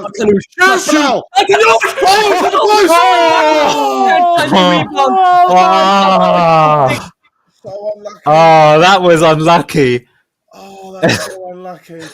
Oh, bro. There's still like 10 minutes left because of that VAR. Manny, do you remember? Manny, do you remember in the season where? Do you remember in the season where Luke slagged off D. Cordova-Reid and then he had to do an apology because he scored? Will you do the if he scores a 95th minute winner? Will you do an apology? Oh, nope. Brighton and Hove Albion. No apology. Played up quickly. I'm not able to. It is stream of the season. Personal. He's just not good enough for my club, so I don't want to see him. That's all. Casey McAtee gives away a foul. I agree with that. Bilal has been sublime. Absolutely superb. Sublime. Today. He's had a 10 out of 10 game today, and if anyone says otherwise, I will batter you. His passing, his touches. If he'd have scored, that would have been 10 out of 10. It's not just that, his defensive work. Yeah. He's just been done everything today. He's been on the yellow since minute 2, by the way, as well. Bilal on the ball again. Go on, run at him. Yeah, look how far! Look at the players! Look at Skip even his burst. Mavadini, rebound! Oh! The net, but the read. It's a corner again. Passion, the energy, the fight is there, guys. Wow. Mabedi, Oh, man, aggressive, honestly, look at attacking. this exciting, fast team that's playing nice football. Wow. This is Imagine this team with Fatawu in it as well, by the way. Oh, Just say my Lord. Yeah. Oh, The crossover, man, we really didn't have to go down this season. One more good play, and we could potentially be looking at our first 3 points since February. Mate, we deserve to win based on the second half performance. Yeah, we do. Absolutely, we do. We've been battering them this second half. A penalty is all that keeps them in this game, as it's two penalties, not dodgy, but stupid penalties. What will he do with it? Play it back to Samara, and that's control over the. He is. That is true. Starts Luke Thomas, gives away a penalty. We take Luke Thomas up, we start murdering it. We've been absolutely destroying them, and they've been able to do nothing on the left. Next game, we start just on the left and Carter on the right. The change of formation has really helped here. Like the players just look like it's second nature. Like we've done this 1,000 times. They know exactly what they're doing. Yeah. It's the last call, really, to give us any glimpse of hope. So the 3 points might very much be needed here. Win it again. There you go. And they got I got blocked off there. And I think he would have done so pretty authoritatively, even without the shouldering. But look at the crowd. It becomes angry, you could feel, at the Brighton and Hove players. They should be, because they know. I mean, knowing them, they probably. But fuck it, who cares? I mean, again, that is a throw to Leicester. Yeah. How many times have we won the ball? Hi. Go on, take it quick. People are running away. Take it quick. Lewis open his jacket. Oliver Skip is now. Skip. But Lewis definitely has the physicality. Skip and a goal Make kick. that a goal kick. Skip against Dunk is not a fair fight. Shoulder to shoulder. Player ratings are going to spike today. Well, we will be doing the match ratings, and we will bring them up on screen as well. Actually, looking forward to it for once. Yeah, the XG somebody asked is, I'll tell you now, currently Leicester have an XG of 1.62. We are into the 90th minute as well, ladies and gentlemen. We'll keep you updated on the extra added time when we see the billboard. The attitude, the application, the intensity, the work rate, the quality of football. I mean, the defensive stuff still needs improving, but the attacking third, considering we haven't scored a goal in forever, so chalk and cheese. Yeah, it's hard to believe that this team has struggled to score when you see this, what we're seeing right now. It makes you laugh. Actually, you think back to Ruud's interview a few weeks ago, where he was asked, "How do you bridge the gap of quality?" And he said, "I don't know. How we bridge it." Maybe this was it. 7 minutes. Yeah, of course, because of the VAR. 7 minutes. 7 minutes. Check says they don't break it through. Play on, move on. Got no chance now. Break. Yellow. Break left. You're not going to see any of the youngsters. Go. In a 1v2 scenario. Just get it past one. Can he get it on target? No. Oh, unlucky. He was 1-on-3 there. He fights what he can. It's a game wide open. If this game went on for another 20 minutes, we'd definitely win. It's just what a game. This has turned into a banger. No, this is basketball fun. But this is what a Premier League game is supposed to be like. This is why it's a hype league. It's supposed to be like just two random teams are going for it. Like it's the last one. No, you're not getting past Mads, bro. Get Evans on. Come on, 5 minutes to get Evans on. Yeah, I would. I think he should, just to ask another question. Ooh, Everton are beating Forest 1-0. Told you they were going to choke locks. Told that Wolfie they were going to bottle it. Well, to be fair, 5th place gets Champions League, so definitely probably still get it. Yeah, that's definite, isn't it? 5th place. Mate, they can choke 5th. Come on. I almost would concede a Brighton winner here. I believe Caleb Cole. He dribbles wide and gets the cross and yet again to the back post. It's a hit. It flies wide of the target. 5 minutes left. Match rating, submit them. Oh, look, Everton winning away at Forest. Look what you can do when you get rid of Sean Dyche. Sorry, Marsh. Yeah. The replay comes through. We are into the 93rd minute soon. I don't see any more changes. By the way, there's a player I want in the summer. We're going to come to it. He's 32 years old. He's out of contract, Decore. But his work rate, Decore at Everton, he's out of contract. They won't offer him. Really? 32-year-old, really? Dover Reed. Yeah. Wow. His work rate is high. Bobby Reed over he's blocked. That is going to take McAteer off. When Evans is on That is the right. Mavidi. Oh, rude. You can't take Sexadini off. That is a bold call. So but with what he's just done is he's just ruled out a win. Ruud van Nistelrooy just ruled out a win by doing that. By bringing Mavidi off. Probably one of our best players there as well. That's outrageous. The only away team to get a point so far today, Leicester City. Let's hold on. And let's keep a bit of wait. We might find a way, Manny. Don't curse it. No, I don't mind cursing it because that means Forest are less likely to get Champions League, and that's almost worth as much as the point. The point doesn't mean anything. Oh, Coley, he's got it with the pace. Coley's good. Get in time as Hamilton will kick it. He had a shaky start, Coley. First 20 minutes he was very shaky, but he got into it. No free kick given, and Felipe on the ball. As if he's brought Bobby Reed on, man. What a fucking... Hold your horses. He's done it before against Brighton last time. Yeah, but I do agree. Not with the momentum we had. Not with the momentum we had. Kill our Killjoy, that is. Like, everyone goes flat instantly. Mare turns around and... I'll say this. I wouldn't have minded it so much if it was the other way round for McAteer. Not that McAteer's not had a bad game, but just because he's the one that may be a bit more quality. But yeah, taking someone off who just literally just had almost a one-on-one is dumb. It's a ball. Is it Bobby Reed? And that will be a corner. That's still 3 minutes. Come on, Bobby. Make us eat our words again. There could still be 4 minutes to play, but 3 minutes regardless on the clock is what we have to wait for. As the players get in the box, beware not to give too much away on a potential break. I'd rather you on over Reed. I agree because it's last-minute winners. Just wait and see what happens. And he's just a better finisher as well. Yeah, but Bobby did score a late goal against Brighton in the reverse fixture. There we go. Ball comes in and it's into... that's a real weakness to his game, I've got to say. Near post. Everyone's loaded near post. Through to Solly Marsh. He can find someone else. I believe Danny Welbeck should be through one-on-one, but no! Mess Halmanson. That's all the right idea. It's a call for shoots, but the Viking is like the old days, like he's coming over to the west coast of England to do some rubbing. Stole the ball. Oh, that's a brilliant ball. Dear. I can't get on it. Hammond authoritarily claims that one. 2 minutes. You know what? Fuck it.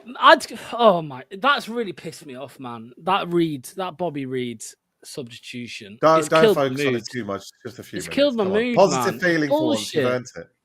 It's bullshit. I've just seen a replay. Could you imagine if that was Jake Evans? That would have been so friggin' hype. That would have been beyond hype. Position Jake Evans can. You could tell even with the team, it feels like we've actually lost a little bit since that sub as well. We were really pushing for it hard. And the players are probably the players are probably thinking, oh, great. You know what I mean? It's because it just doesn't inspire you that we're looking to win the game. That's a decent turn from... Go on, Casey. Hamstring. It's just raking the Achilles. That's an issue, though. That looks bad. It might be. It might be. Yeah. We maybe you will get freaking IU on after all, but... He's out. Yeah, we're out of subs, aren't we? That's 5. No, I think we've got one more. I think he's fine. He's fine. That looks like he's pulled.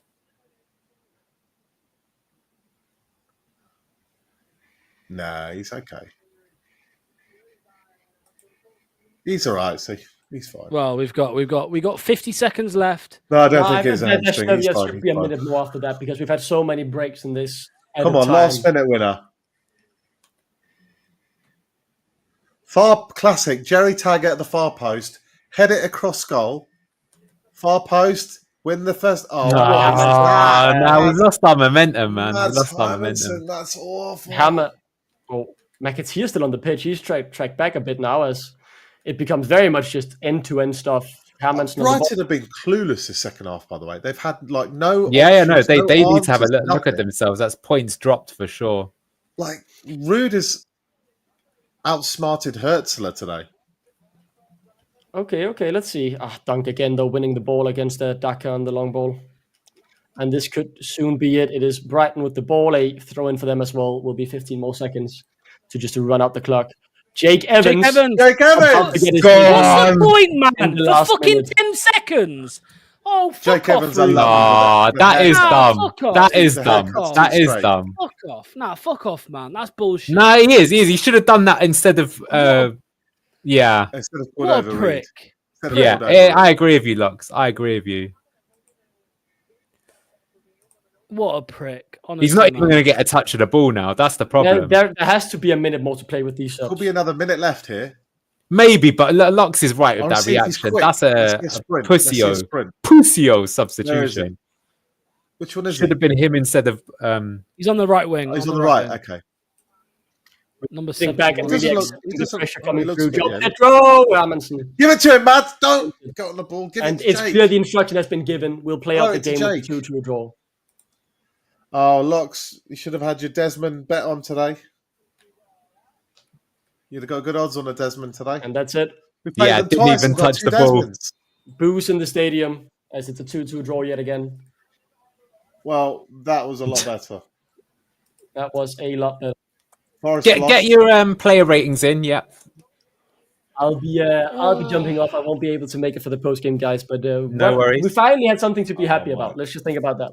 Mate, Forest are definitely going to Think take about that. top. Forest Have a are great going one, to guys. Champions Enjoy the post game. See you, Duck. See you later, Ducky. Wow, Right. mate, I'm actually fuming. I'm fuming about that. Relax. Nah, man, that's bullshit, Manny. That is bullshit. He's brought off Mavididi, right? Who just had one of the best individual performances of the season, right? What are you trying to tell me that Mavididi couldn't have played 4 minutes? You telling me he couldn't have played another 4 minutes? agree with you. I agree with you, but I mean, that's not the main takeaway from today. Don't fixate on a mistake at the end when we've actually had a really good game, particularly good second half. But I think it is the problem today because we're not going to stay up regardless. 1 point's not going to make a difference. We're looking for the future, and he's given Jake Evans 10 seconds at the end of the game, and he brought on Bobby Reed. He shouldn't have brought on Bobby Reed. He should have put him on instead of oh my god, Steve Brighton's XG is insane. Yeah, he should have put him on instead of Bobby Reed. That was the correct move to do. But look, mark the manager, Locks, when you do your ratings. I've taken my manager rating for Van Nistelrooy down quite a lot because of that, and that's not the only thing. Yeah, there are the match ratings in the live chat on YouTube. There's 800 people watching. 500 of you are on X. Come over to YouTube. That's where the link for the match ratings is. Click the link. Give your match ratings. The starting 11, the substitutes, the referee, the goal, the manager. Put your ratings in there, and we're going to bring them up soon. First of all, before we do that, we are going to, and it might not be fully updated yet, but I'm going to bring up on here now the match statistics. There we go. Let me get down to it. So there we go. So there is the XG. Brighton had an XG of 4. Yeah. But it's weird though. Kind of because I would still say for that last half an hour, I don't really remember them making a proper clear cut chance. Yeah. I mean, big chances, 5 for Brighton, 2 for Leicester. It feels like more. It feels like more than that we had. 15 shots, of course, and I can't see where's how many are on target there. Shots on target 6. So 6 shots on target, which for us is quite good, isn't it? That's world record or season record stats. That is probably. Does XG get added? Does penalties get added onto XG? It does, and so normally it adds. In fact, that's probably why theirs is so high. Actually, to be honest with you, because it's like a XG of 0.9 for obvious reasons. But I don't think you could really. 4 seems a bit harsh. But do you know what? In my personal opinion, I actually think overall 2-2 is probably a fair score for that game. That might seem a bit delusional, but they did make a lot of chances. They could easily been ahead. They didn't take them, and in the end, look, we just hit the post there. We were knocking on the door. A good game, to be honest with you. Enjoyable. Even if you were neutral, you would have enjoyed that one. First time you can say that about us for a long time. Yeah. Manny, mate, I mean, I know we've been speaking about it for the last for the last 90 minutes, basically, but that second half, it's what we've been saying for quite some time, really. Not the system specifically, but more we just want something exciting, with these remaining games. We want something that actually gets our blood pumping, and we want to see chances, and that's what we got. There's been no bigger proponent of high intensity, pacey football than me for many, many, many, many months. And this is the Premier League. The Premier League is all about high intensity, high speed, and we've been the oldest, the slowest team. It's just been so frustrating when multiple managers are picking your slower options every week. But when we actually translate to, a Coley, I know he scored a set piece, but he still had the mobility to run through a Brighton defensive lineup and get there in position to score. Mavididi, what a game today. Him and Bilal, the link up, the two of them. Bilal looked like, I'm not just on my own here trying to do something. I've got someone alongside me I can work off. Even Daka, I know he didn't score, but Vardy did nothing today. At least Daka got a shot on target and something. And like Anil said, he just has more mobility. It's just so frustrating when you know the solution. You've been banging on about the solution month after month, stream after stream. You finally see some elements of that today. There's still some missing, like, I'd have Woyo starting over Koulibaly, or do what they did with JJ moving to the left and Ricky playing. But then the other side of it is the Enzo transformation when Ricky came in as a second pivot, and you were reminded how good it can be, that it does translate into the Premier League if you can do it with enough quality and intensity. And then the third one is, what if we did have a summer window where we actually didn't sign, some of the dross that we signed and actually signed some players? Yeah. This team could have looked very, very, very different. Yeah. And the worst thing I would say is, it's like, I just feel like we shot ourselves in the foot. We changed from a system that was working. We brought in players that didn't suit any system. We got muddled. We got confused. We got panicky. And today it felt familiar. It felt comfy. It felt like last year. We were playing these lovely triangles. We're getting the ball out wide. They're taking on their fullbacks. We're getting support numbers. We're actually capable at set pieces. The defensive stuff was still a bit weak, but just as I said during the stream, just a feeling of what could have been. Yeah, 100%. I mean, it's been a couple of weeks since we last did it, but we have got the match ratings up because it's not going to all be ones and twos like it has been for the last few weeks. Are we getting into it now? We're going straight into it? Yeah, let's get into it. Let's talk about it. So let's go through the team then. We'll give our opinion and our own scores first. So let's talk about Mads. I mean, you could argue and say 2 pens. Didn't save any of them. Bit harsh to say anything there. I think some people, you could say maybe he. I do remember in the second half we made a fairly poor kick out trying to play it to Ndidi, who got robbed. That might even have led to the penalty, but I think he was pretty solid. I think I probably would have given him a 6. What are your guys' take on Mads today? I gave him a 5. You can't really blame keepers for not saving penalties. I mean, the attacker has the advantage. No howlers, nothing special. Bang down the middle, 5 I've given him. I gave him a 6, but I'm slightly annoyed because the first penalty, I think I read some stats somewhere that with right-footed penalty takers, low right as a keeper is the most often chosen point that the right footer will go for. So if you just keep diving low right, and then you're going to have the most expected chance to score. But I mean, that's nitpicking. You can't blame a keeper for not saving a penalty. I'd say Mads didn't do anything amazing, didn't do anything shocking. Nearly had one moment of worry where there was a ball he could have come for, but no real mistakes today. I gave him a 6. Yeah, fairly high rating from him, but yeah, fairly decent, I would say. Okay, let's move on. Okay, this is we said there were no 1s and 2s, but what do you think about Luke Thomas? I think for me. Well, go on, Doc. You talk to me. I was just going to say I voted a 3. I gave him a 3.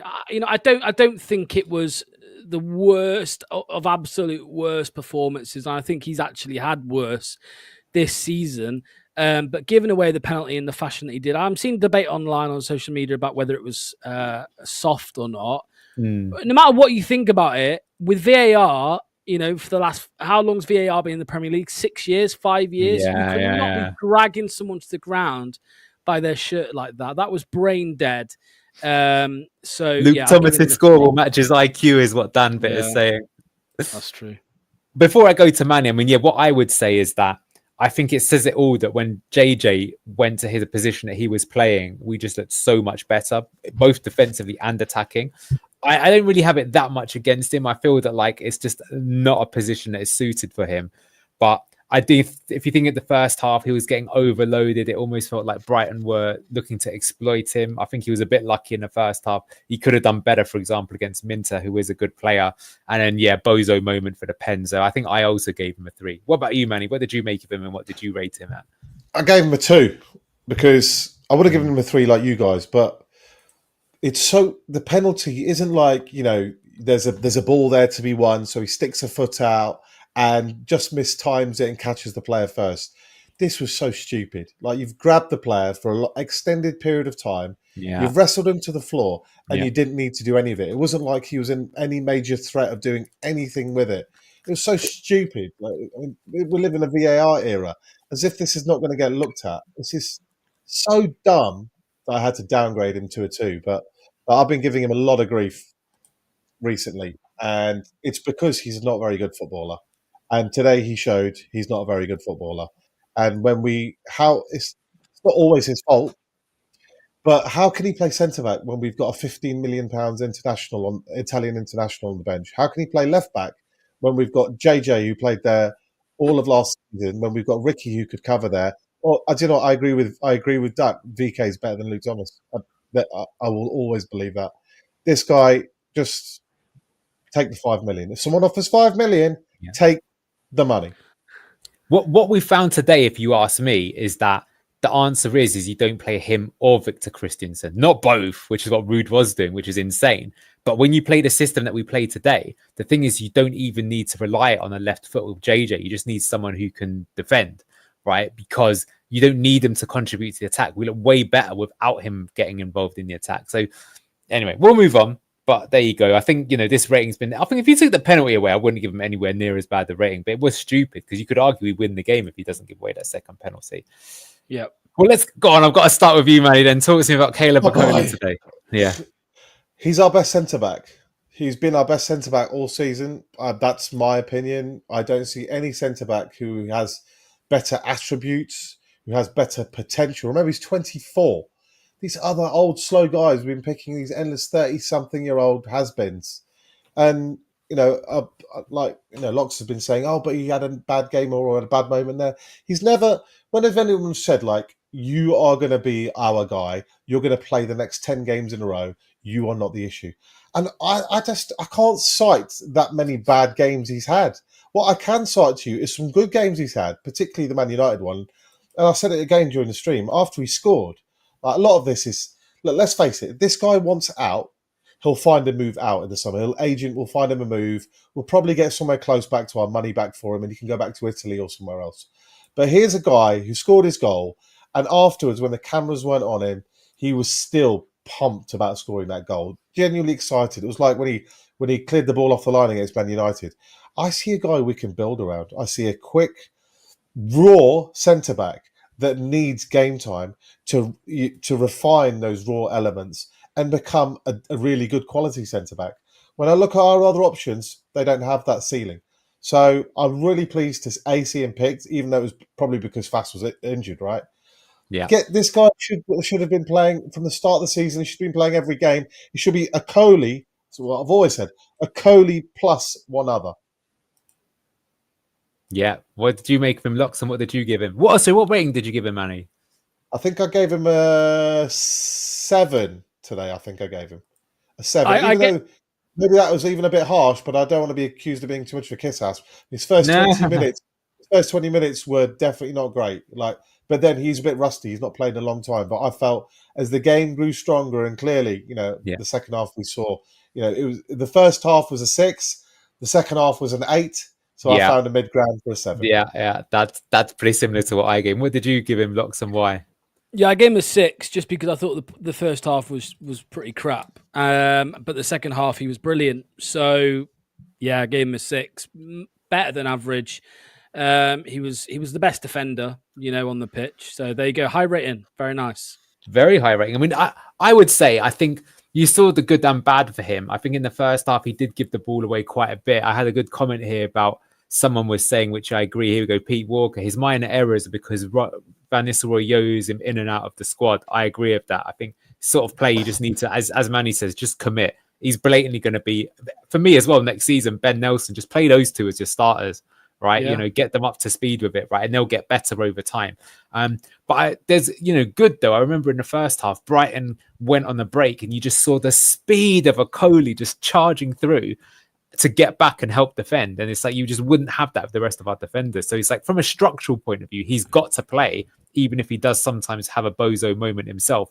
But good goal. And I think you're right, Manny. And the one extra difference is the attacking Yeah. elements as well. Like, not only is he trying to get forward on occasion, but from a set piece. Like, if we have an attacking set piece, a corner or a free kick, how much threat would Luke Thomas playing at that third centre-back have at a set piece versus him?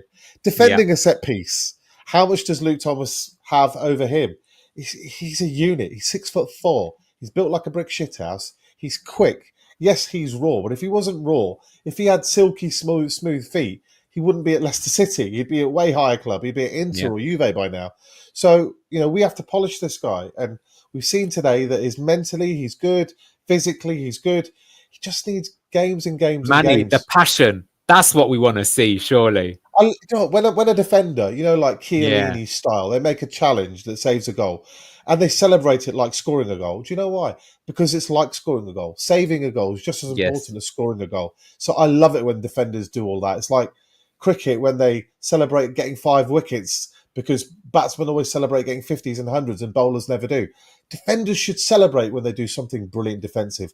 It's not just for themselves and for your teammates, but the fans love it too. Yeah, well, let's move on. I think a lot of people saying. And who are we going to move on to? All right. And I'll be interested to see what rating he gets. And it's the podcast hero himself. Why don't you talk to me about him, Locks? Another bozo, right? Another absolute bozo. Second, he hasn't played. It's not like he's played 32 games this season. I don't know how many he started. Probably in the 20s, right? But maybe less than that. But he's actually conceded 2 penalties now. The Crystal Palace one and this one, and they weren't even clumsy ones. They were like just brain dead. He moved his arm towards the ball today. That was so obvious. It was, as you said at the time, he then tried to feign that he was injured. It was like, bro, come on. Yeah, exactly. So I think I gave him a 3 or 2. Go to YouTube and type in Stephen Taylor like penalty or something. Yes, I remember. Up. Where it hits him on the hand and he holds his stomach pretending he got hit somewhere awkward. It was so bad. Like, you're trying to con someone. But again, it was just, as Locks would say, massive bozo moment. What would you give him out of 10? I actually thought his general play was actually not too bad, but he had that nightmare moment, so I think I gave him a 5. Okay, yeah, I gave him a 4. Let's see what you guys gave him. 3.8 kind of makes sense. It's a shame because you're right. If you took the penalty away, he probably would have had a reasonable game, but he did. Didn't need to do it. Stupid penalty. It's a big moment. Yeah. All right, I want to take this one. I won't give you my rating right away, but JJ, very interesting game because he played 2 positions. First position he played was not just as a right fullback, but he was inverting in next to Buba Sumare in Ricardo's position from the Enzo system last year. So that was very interesting. I felt he was okay in that position as well, by the way. I think you definitely noticed when Ricky came on how much better we looked with Ricky in that position. But I don't really remember him giving the ball away too cheaply. I think he did help us get the ball around a little bit. I think he was reasonable there. And I think defensively, although sometimes he got exposed by being in the wrong position, like I think Adringa did almost get in once or twice, that was more the system rather than him. So I thought he was okay in that position. And then later on, about 60th minute, Rude makes a sub. He takes off Luke Thomas and he moves Justin to the left centre-back. And there I thought he was actually very good, very solid in that position. And I think he was composed defensively. And I think even a few times he was supporting the attack and almost made something happen. So overall, I think he had a solid game. I can't actually remember what I gave him, probably either a 6 or a 7, but I was reasonably impressed with JJ. So I'll come to you, Manny. And he had these 2 positions. And where do you see him in the squad going forward? I think someone said it in the chat. Matty B said it, Mr. Versatility. We need him at right back. We need him at wing back. We need him at centre back. We need him at left back. He does the job. And this was a guy around December, January that had 4 or 5 games in a row where we were all like, give him a break, get him off. He has come back so well this season individually from, some real low moments where he was conceding a lot of goals. And it's been 10, 15 games where we haven't commented on him being either out of position or doing something daft or getting caught. He's really come back strongly this weekend, which shows, a good mentality. The problem that we often have is you always think if we've got Ricky there, then you probably want to play Ricky inverted, so you don't need JJ. But we have overlooked JJ playing as on the left-hand side a lot this season. Ultimately, I think we might find himself on the bench a bit more if we go back to 3 centre-backs, but I would rather have him playing centre-back than Cody or Vestergaard, to be honest. Yeah, he's physical and he's got the pace. What about you, Lux? What did you make of our JJ? Yeah, it's funny. He is the player that got the most stick out of anyone, I think, in the first half of the season, and rightly so. But I think since Rude's been here, he's actually improved quite a bit. He's had a bit more confidence, and today, I mean, it's almost as if no one knew that he was a good left back. I mean, we know he's better. He's better on the left than the right. That's where he played under Brendan Rodgers most of the time. And he was much better on that side. So hopefully it's something that continues. We all agree, I know we're going to talk about him soon, but we know Ricardo should be starting. And hopefully we play a similar system to this going forwards. And that then leaves it to JJ to play on that left side as obviously he tucks in, doesn't he, in a back three and becomes the left centre-back, which is also another position where he played under Rodgers when we were struggling with injuries at centre-back. He did play got as into the England team in that position. Yeah. Exactly. So I think that is the place he needs to play from now on. And I think I gave him a 6 in this game. Yeah, good. Well, what's he got? Yeah, he got 5.96. I think that's a bit harsh, but fair enough. Maybe that first half we were getting over on a little bit, so maybe that's the reason why. All right, let's move. Oh, wow, there's only one person who I can give this player to. So talk to me about Wilf Ndidi. He came off around 60 minutes, but interestingly, with the Enzo system, well, I'll let you talk about him because he had a slightly different role today. What did you make of our Wilf? I mean, it wasn't an amazing game. It wasn't a bad game. I'd say Wilf had a solid game, somewhere between the 6s and the 7s. I saw him win the ball 2, 3, 4 times. I saw him spray 1 or 2 dodgy passes. But Wilf's, he's my comfort blanket. If Wilf's there, like, even if he's not having the best day, I just feel so much more confident having Wilf behind me. So someone like Sumare, who in the second half came into the game a bit more, you just know you can leave him there if you have to, and you can risk it with Wilf. It's always relative to the alternative. If you had Winks there, I'd shit myself. If you had Skip there, I'd brick it. But he's just, what can I say? I'm the most biased Wilf fan that there is. I love the boy to bits. I think a solid 6 and 6.8 I would give him today, something like that, randomly. But there's a bit of me that just thinks we've got him for another 7 games and then we'll never see him in Leicester shirt again, and that upsets me a lot. He'll be gone for sure. What did you make? It's a good comment from Ethan. He said, should never have been subbed off. Imagine Ndidi on the pitch when we were pressing high. I'll be fair.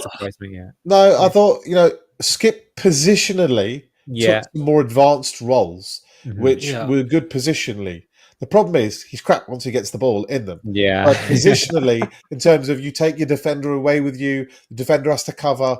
He carried an attacking threat. However, we did see Wilf at one time did the old, when he used to do the triangle with Fatawu, he gets the touchline, they dink it to the far post. He did do that today. And interestingly, if Rude is seeing Ricky play this double pivot, then Wilf playing as an 8 is back on the table for the last handful of games. And the guy's a ledge. Put him at 8, put him at 6, put him at 4, put him at 10. Yeah. The guy always does a job for this club. What do you make of him, Locks? Look, I mean, I think I don't think he had a great. Yeah, he didn't have a great game. We know that. I disagree with the sentiment that he shouldn't have been subbed. I think he, I think it was probably the right decision. We know Skip isn't the greatest, and we know, we all have our opinions on him. Manny mentioned last week, he surprised us and said, I want to see Skip because we want to see what he actually can do or for the future with regards to selling him or keeping him, whatever. And I don't know if that was a part of the thinking with bringing him on, but I think Skip, I mean, we'll get to his rating, of course. I think he did okay. I don't think Skip was any was worse than Ndidi. I know Skip played less. I don't think Skip was worse than Ndidi. Skip I gave really the ball don't. away the very first time and got a booking within Mate, 6 Wilf gave the ball away about 4 or 5 different times in minutes. that Yellow game, card mate. within 6 minutes, mate. Wilfred Ndidi also had a yellow card, mate. So Wilf had a yellow card and he gave the ball away a few times. I'm just saying, I'm not saying Skip was better than Wilf, but I'm saying I don't think he was worse by any stretch. So yeah, Wilf for me, I think I gave him a 5, just bang down the middle. Yeah, I gave him a 5 as well. Exactly, bang. The BTG hive mind is in effect. But let's see if the Wilf tinted glasses. He got a 6.2. I can sort of see where Manny's coming from. Look at that. He's rage quitting after that one. All right, love the Wilf. I'll come to you, Locks, with Booba. What did you make of his game today? I mean, he's been absolutely atrocious the last few weeks, but I think today, I think he was really good actually, especially with the system change in the second half. You know, we've spoken for like 3 years. As long as Samari has been at the club, we've spoken about where should he play. Like under Rodgers, it was always, is he a 10? Is he an 8? Is he a 6? Yeah, we didn't really know. And look, don't get me wrong. I am fully expecting Booba next week to be a pile of shit. Like genuinely, I'm fully expecting that to happen. But today, in that system, I think he was good. I think, especially in the second half, he used his physicality as well with driving the ball forward. I gave him a 6, and that was mostly down. Oh my god, Locks, you're me. That's what I'm learning today. I gave him the 6 as well. But you know what it is? I think that's if I'm being honest, I think first 60 minutes, I'd only give him a 5. But I think the rest of the game, he was maybe 7 or even 7.5. And I think you're right that like when he was going, I can see this comment, like Booba was really good. But let me ask you, was he really good the whole game? Or was he really good in that last half an hour? For me, that last half an hour, he actually looked insane. Like he looked really good, I have to say, that last half an hour. And I think you're right, Locks. It's the system change that allows him to get the ball, turn and drive at people. Prior to that, look, to be fair, the game state was different. And I would have... So overall, I gave him a 6 as well. But you're right. He's just so inconsistent, isn't he, with Liverpool next? I'm intrigued to see what you say, Manny. You got a good eye for the midfielders, especially in that position. So what did you make of it? He looks so good when he's driving with the ball. You see he's a big lad. Remember when he monstered that guy against Ipswich when we scored the late Ayew goal? Yeah, Morsey. Yeah, this is the way he's at his best, when he's got a bit of... when he fancies it. You know, I've said this before, but he is French. One day I do not care. The next day, perfect. You know, he's... Today, first half 50, 60 minutes, I thought, in and out of the game. The way he's been playing recently, in and out. And then when that confidence switch turns on, you see...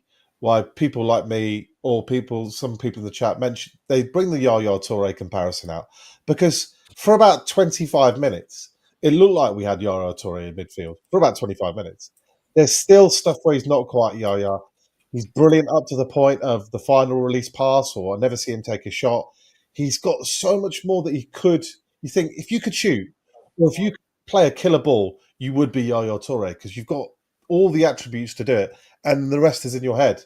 But the same thing with Samaro. Like today shows you why he does play over Skip and over Winks, because you see the things that he can do, the others cannot do.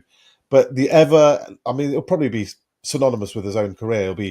It's like my school report card. Boy has so much potential, but when he fancies a flag, that was always my report card. When he fancies a flag. Yeah. So that's what I think with Booba. If he wants what they're talking about, this is the best Leicester City YouTube channel on the internet, and we haven't reached our potential. I think those teachers are going to take one. Anyway, Booba, he got a 6.2. I think that's probably fair for what he was given in the game. Who wants to take a very good player today? Who wants to take Bilal? I want to take it quickly, and then I'll give it to Luke for a long one. Yeah. Absolutely bloody brilliant today. Like everything. Defensive work, turning circle. Turning circle, I love mentioning those things. Turning circle, amazing. Winning the ball, spinning on a dime, being able to play it out quickly. I'd say he almost started every good thing we had today, particularly good with Ndidi. Wow. Go on, Lux. He's an 8. He's not a 10. He's an 8. I'm convinced now at this point. I'm convinced.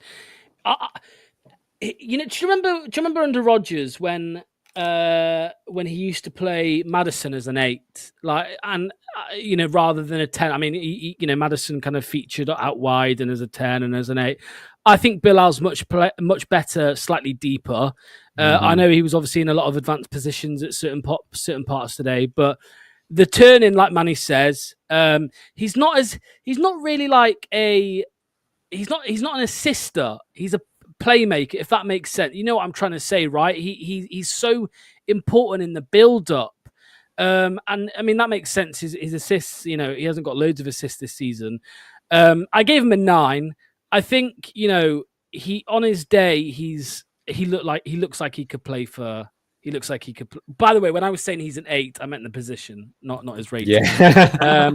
I gave him a 9 rating, but on his day, he looks like he could fit in at Man City. We've had obviously games recently where he's not performed, and that's, I suppose, to be expected in a team that is really, really struggling. But I prefer him to Madders. I really do prefer him to Madders. More potential. More potential. I think he's got a higher ceiling. He's never gonna be, the Maddison type player with regards to scoring 30-yard screamers, although he has scored a good goal this season, but he won't be scoring 30-yard screamers and pulling off loads of assists, scoring free kicks. He won't be that type of player. But he's a better all-round player. Those defensive work is way better than Maddison's. Way better. But his attacking stuff, particularly shooting and killer balls, still is a bit off, James. Yeah. But it's the other thing. Like we he's all 20 years old, though, man. Well, that's the other thing. I was going to say, we have this ever. He's better than Maddison was at 20. He's better than Maddison was at 20. Yeah, okay, I'll give you that. But this is his first season in the Premier League. He's come from Belgian league. It's not as if he's come from a particularly fast, physical league. He's Moroccan. This should be a learning experience from this season about welcome to the Premier League.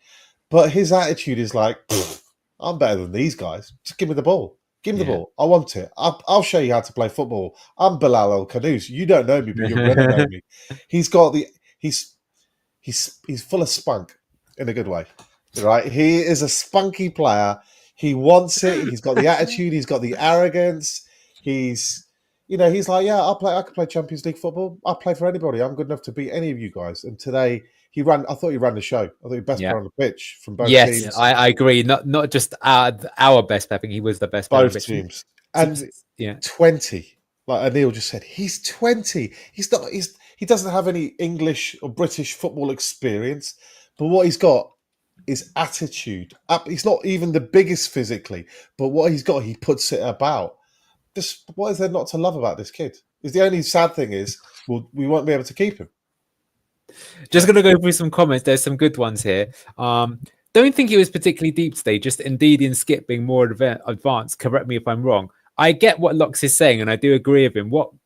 Because if you look at him, his best moments today was he dropped deep and he played the 1-2 with Mavadidi, and it just released Mavadidi to go 1-on-1. So I think he's talking about that sort of position, which is definitely more of that Dewsbury Hall number 8 position, rather than the just behind the striker, which he has been playing in recent games. So I do agree with Lux, but I know what you're saying, LCFC Rude. It's not like he was a 6, but that's what the 8 is, right? And 8 is a combination between the two, and I think he really looked good in that position. And I think another, and we know he's not scared to put a tackle in either. He can do that very well. Left 8 with Mavadidi has to be his slot now. Left 8 with Mavadidi. Yeah, those two together, they've raised each other's game. I think is important. And just quickly, there's another good comment. So Chiro gave him a 9. He says the corners were the only problem, but he got 2 assists and hit the post. What's not to love? Yeah, I mean, for me, I gave him a 9. What stopped me going higher is that he almost scored. If he had it done, maybe they got the 10. He got booked after a few minutes, but I think to give him some credit, even though he was booked, he still kept putting the challenges in, and he wasn't a pussy-o, as Lux likes to say. He kept getting himself about. I do think the corners, though, for someone who's got such good passing ability, do you know what? Maddison had the same problem. I think he's got to work on them. Luke Thomas did not have a good game, but he actually put in a really good delivery from a set piece, if you remember, in the second half. And I feel Bilal has got that in him, but he just doesn't do it. I'm not sure what he's trying to do. But anyway, let's get your ratings up. He got 8.7. So maybe someone else got man of the match. We'll see what happens. So that was Bilal El Khanous. So this is Lux's favourite player. Talk to me. Mate, you know what? I don't really like him. I don't Eat like your Stefan words, Locks. Mavididi. Eat your words. What? Like you said, you were going to refuse to do if pie. Skip. Come on, You said you were humble going to pie. refuse. You said you'd refuse to do it if Well, Skip scored. Skip didn't do anything. This guy did. Hold on. Humble I pie, said let's if go. Skip. Hold on. I said if Skip scores a late goal, you'd refuse. Anyway, We're talking about Mavididi. Anyway, Let's go. Mavididi, Ragsy, right? Ragsy, I'm not having you come for me because you think he's better than Barnes, which is the biggest load of tripe I've ever heard in my life. How many goals did Harvey Barnes score today? Ignore the fact that he hasn't played. How many goals did Harvey Barnes score today? Is Mavididi our second highest goal scorer this season? I'll find out for you. Second or third, yeah. Yeah, I'm not his biggest fan. I'm not his biggest fan because I think he lacks. Well, he definitely lacks consistency, but who doesn't in our team? To be honest with you, everyone does. I think sometimes work rate is a problem. Sometimes, but today he was exceptional, and I actually think he was man of the match. I think I gave him a 10. I gave Bilal a 9, and I gave Steffi a 10. He still has a couple problems with decision making, I think, and that McAteer incident. That McAteer one was scandalous. It was terrible, yeah. But on the flip side, how many times have we sat here and said, shoot, you know what I mean? Try and bend one in. It's the ability to get to the position where he has a decision to make. Like, he creates the opportunity himself, but then normally duffs it at the end of it. But without him, we don't even get the opportunity. And as he's shown today, and he's shown the Championship last season, it might take quite a lot of opportunities, but he can put the ball in the net. And what have we been struggling to do all season? Get the ball in the net. One thing I will say is, because we did this, Anil, if you remember, on the show about Jamie Vardy, when we did the expected assists. So we got up the expected assists for the three that play most for us, Bilal, Ayew and Reed at the time. And it was obviously piss poor. And then we said, what happens if we throw Mavididi in here? And obviously he had the most expected assists, more than anybody in our team. Now, what I will say, which is a very good thing, is I still don't think Mavididi is... I think Mavididi is a bottom, like a bottom half Premier League player. Yeah. He always 100%. will be. If that, and I would say if that. But what I'm trying to say is I don't think we're going to have any problems with keeping hold of him this summer. He's not going to be one, obviously, as long as we don't hire someone who he fucking hates. I think we'll keep him, and we know he will score goals and he will get a lot of assists in the Championship, and that's a big positive. He will murder it, of course he will, because he did it last year and he'll do it again.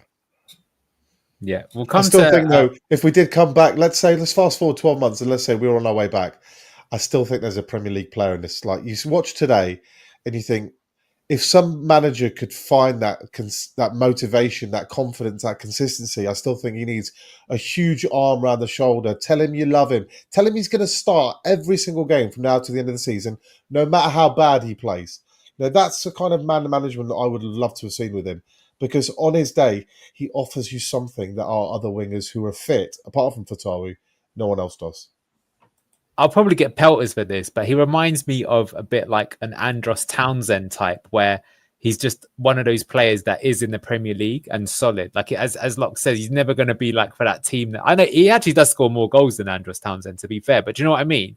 Townsend played for years for many teams, for that Palace team. I think he was at Everton and was always solid and would score goals at times. And yeah, he's never going to, like I say, you're never going to see him playing for a top 5 team, but he is too good for the Championship. Anyway, what ratings he's capable did you of give top him? 5 moments, isn't he? Yeah. Like, every now and then he'll do one thing you're like, Jesus Christ, that's some pretty magic stuff. And then on the flip side, he'll do something you're like, what are you doing? Like, can you not be bothered sometimes? And I think it's just that's why they're expected assists, because it was expected he would pass to McAteer, but he didn't. Yeah, this is one of those few things though that I think is down to management.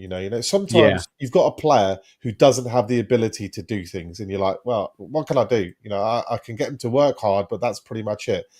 But you've got magic in this player. It's down to you to cultivate it, to nurture it, to see it bloom.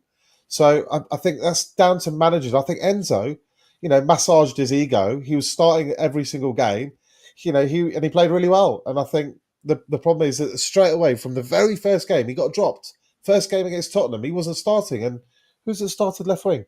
Was it Bobby? Bobby Cordova Might Reid, I have think. been Bobby. Yeah, that was absolutely scandalous. The guy's Yeah. played 46 games and got Yeah. promoted, and then he gets dropped for a 30. That was such poor man management from Cooper. You've lost the player instantly. You've lost him for 4 months. Do you both think he's a Premier League player? Yeah, I think he's proved it. Yeah. Okay. But as you say, Locks, a Premier League player could mean that you're playing for the 16th or 17th place. Of course. Team. But where we are right now, that puts you amongst one of our better players. So that's why I'm saying, like, you know, Palace used to be that sort of team that they would never go down, but they'd never really finish above, let's say, 14. Yeah. That's why I use the Townsend example. And I don't mean that as a bad way. I'm just saying like a solid pro who's not going to set things alight, but will still be a fairly... I hate to say it, but when Jordan Ayew was at Crystal Palace, that's why they liked him as well. It was solid. You could be fairly dependent on. What's good about Mavididi, he's got more flair. He's more one of those, as you say, that like out of every 3 games, guaranteed one's a stinker. Even he might have 2 stinkers, but we'll have 1 game where he's good. Anyway, we'll move on from him. But your ratings, lads, what would you give him? I gave him an 8 today. I gave him an 8 10. Because 10 I still think. No, I always want more, and he got himself into that classic. I always say, go on the outside, Mav. He cuts inside, but then he gets that chance to find the top corner on the right-hand side, and he hit one over the bar instead of passing today. And I thought, if he was really on it today, like a 9 or a 10, then he could have had at least 1 goal, if not 2. So, yeah. Anyway, he is the blue-tinted glasses man of the match. Brighton versus Leicester. Steffi got it today. Interesting. Steffi Mavididi actually shaded Bilal El Khanous. I would have gone Bilal personally, but that's what you have decided. Hey, I think it's only fair. He scored our first goal in 900 minutes. I think it's only fair. Yeah. Fair play. All right. You take Casey McAteer. And also, let me know, do you think he should have got a penalty? I'll start with Manny for this one, if you don't mind. Casey McAteer. Didn't think it was a penalty, if I'm honest. I think I tried to be extremely fair with penalties, and I always ask the question: if it was against us, would I be happy if that was given? Don't think it was a pen. Casey had a good. I gave it to Casey pre-match. Like a long term, he's not any kind of answer for my club as far as I'm concerned. But the one thing you cannot argue with is he wants it. Like he is running, he's determined, he's putting himself about, he's making the right runs defensively, he's trying to give you options offensively. There is a quality issue at the end of the runs that he makes.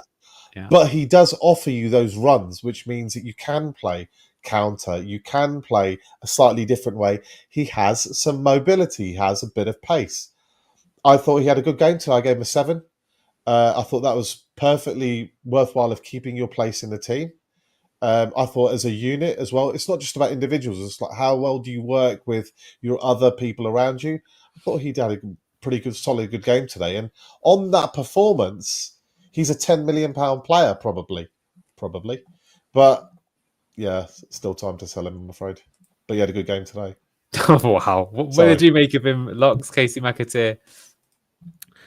It wasn't a penalty. We watched it back. There's no way Felix has a penalty. But anyway, I'm gonna give him a. I think I gave him a 6. I want to say I gave him a 6. Look, again, another winger that I'm not overly keen on.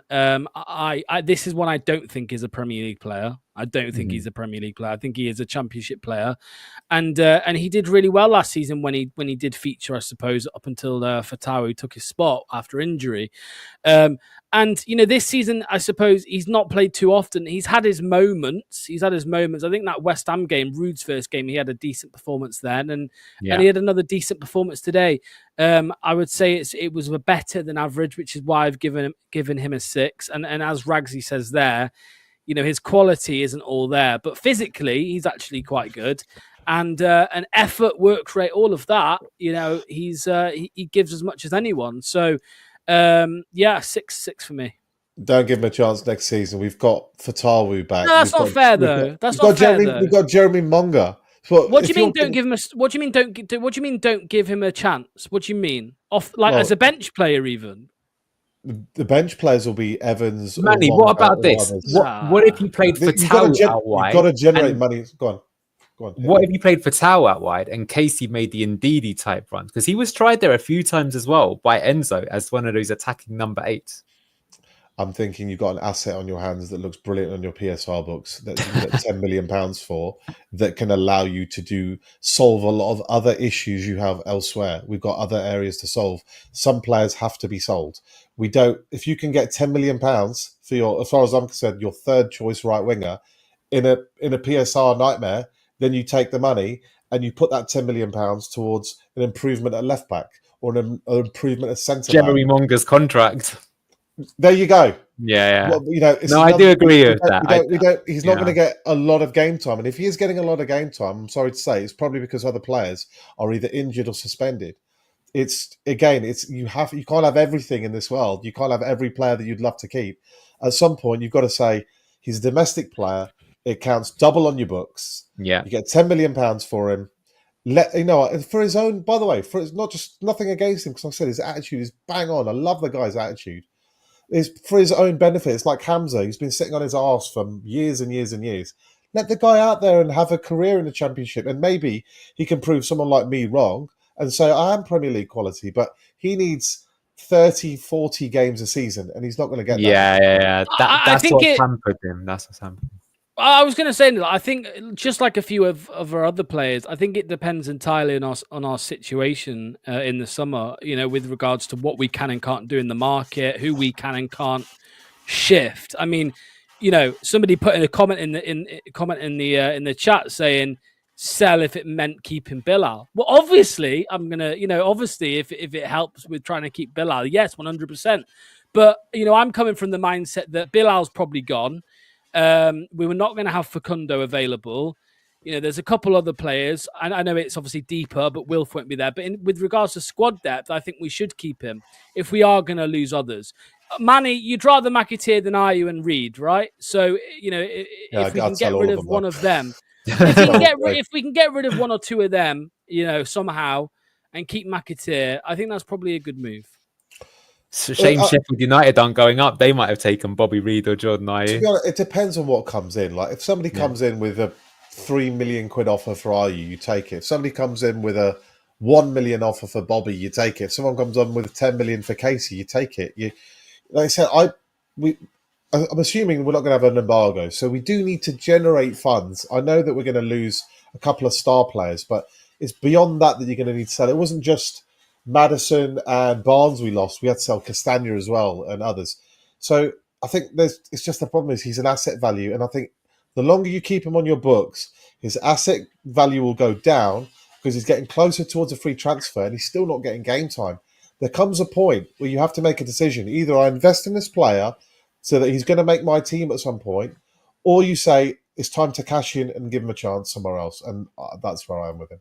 All right, let's move on. He got a 7.4. I think he was really good. I think he proves that even if you have a player that's not that great, but he's in the system, he makes the system work better. He makes all the players play better. That's the key takeaway for me. So until Fatawu comes back, I think he keeps his slot in the starting lineup for the next team for me. Yep.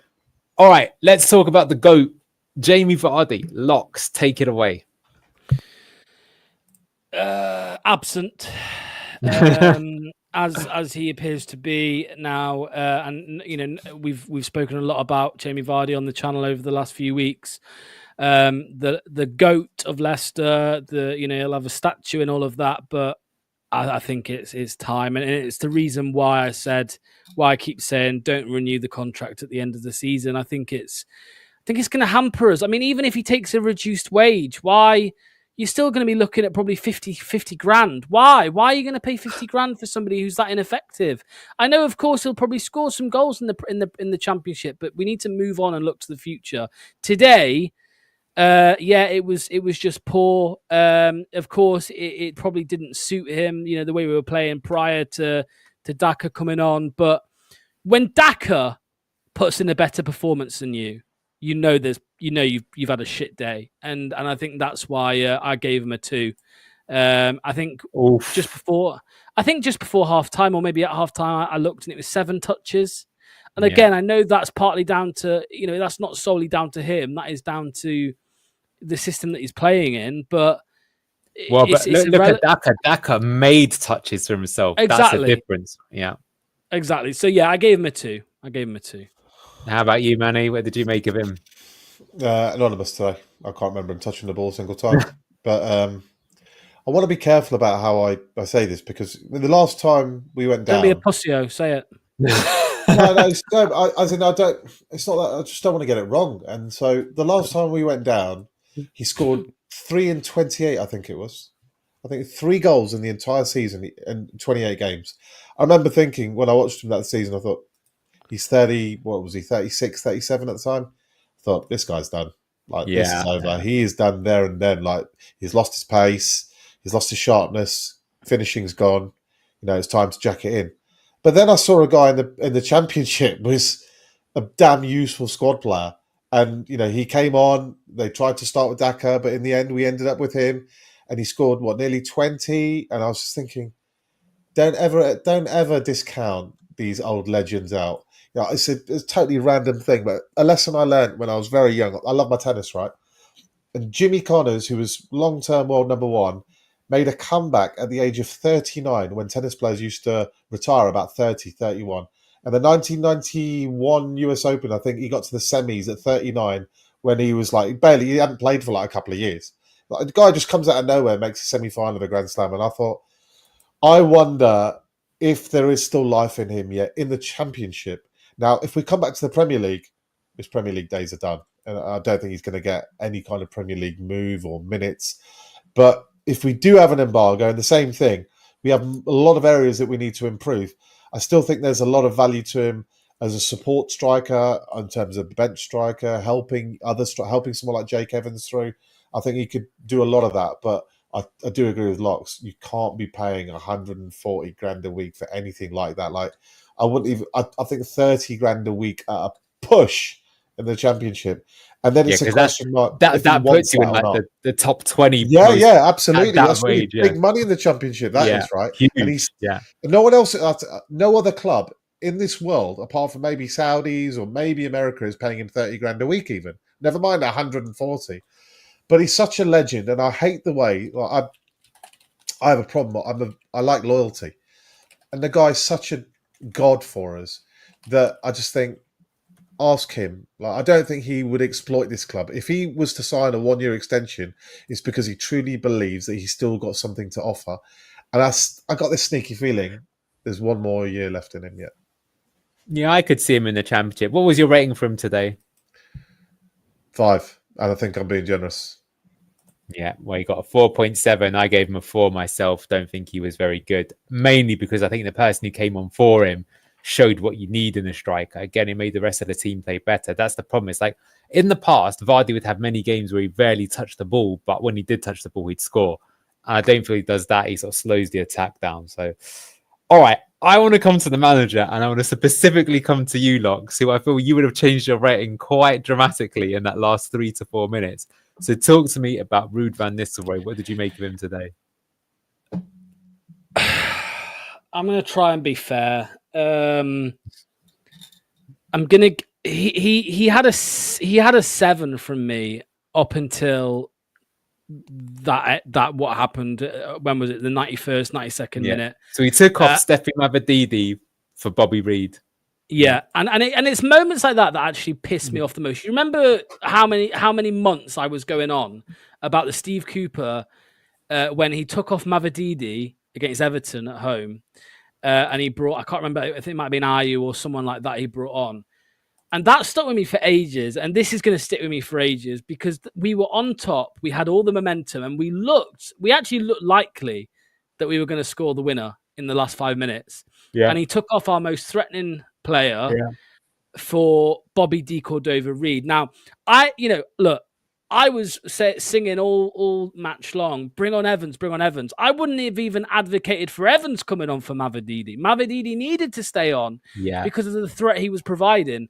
And Mavididi hadn't gone down with cramp. I don't know why he did it. It was bizarre. You know, you're trying to tell me that he was that tired he couldn't have played another 4 or 5 minutes? That's bullshit. So I'm quite pissed off with that, and that's why I've dropped him down. So I'll give him a 3. Literally, that is how much it annoyed me. I've dropped him from a 7 to a 3 in the space of a minute. because of that. So, what did you make of him, Manny? Mixed. I mean, I never know whether to give someone credit for solving a problem or slate them for creating the problem in the first place. So, do you get bonus marks for rectifying your own mistakes? I don't know. So, it's always I start with the lineup. Like, I see Luke Thomas, and we said it pre-stream. Like, what the hell are you doing? Like, honestly, you're asking for trouble. And what happens? Gives away a stupid penalty. Cody, he quietly gets games for us at the moment. Mistake waiting to happen. So you just look at it and think, why are you picking this guy? For ages, we saw I'll give another example. There's Wayo on the bench today, or Ricky's on the bench today. We're looking at Ricky's been our best player for the last couple of games when he's come on. Like, why aren't you picking him? We finally see Mavididi. Do I give him credit for bringing Mavididi on the pitch, who goes on to have a man of the match performance? Or do I say, what the hell have you been doing not picking him for the last 10 games?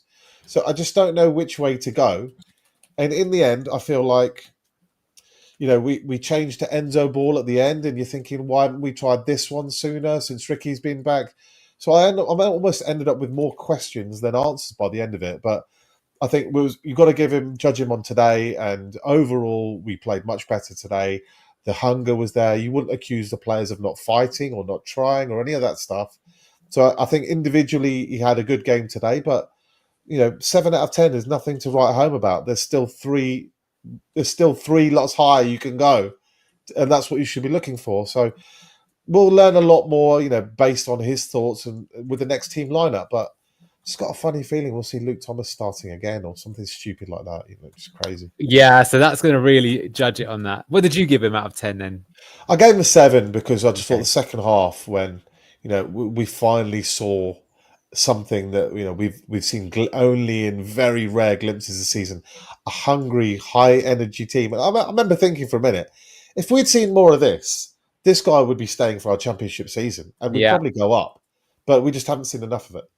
Yeah, at one point I was up to a 7 as well, but I think I also dropped him to a 4 because I feel like a few things. I think the Luke Thomas thing again, that's so obvious. He got a 6.3 from you guys. That's pretty good, I suppose. But I think, I thought at the end that he should make another attacking sub. I even thought he might go crazy and take off one of the centre backs and put like another actual striker on, right? Keep all of the width. But taking Mavididi off was just, why did the managers do it? Like, yeah, he was being selfish. He was trying to play hero ball, but he could have won the game. It was madness to take him off. Can't believe he did that. And to give poor Jake Evans, just 10 seconds, doesn't even touch the ball. That is gone, Locks, and giving me Pusio substitution. That was. Sorry, that's what I was going to say, wasn't it? Yeah, I was going to say he is a Pusio. Yeah, that is what he is. That might be your last contribution due to the battery. If it is, though, that's a memorable Yeah, one. mate, I'm going to jump off now. Thanks, guys. It's been nice actually watching Leicester score a couple of goals. It's been nice actually trying to be positive, although the RVN situation did not have me positive. It sucks the positivity out of me. But yeah, thanks to everyone in the chat.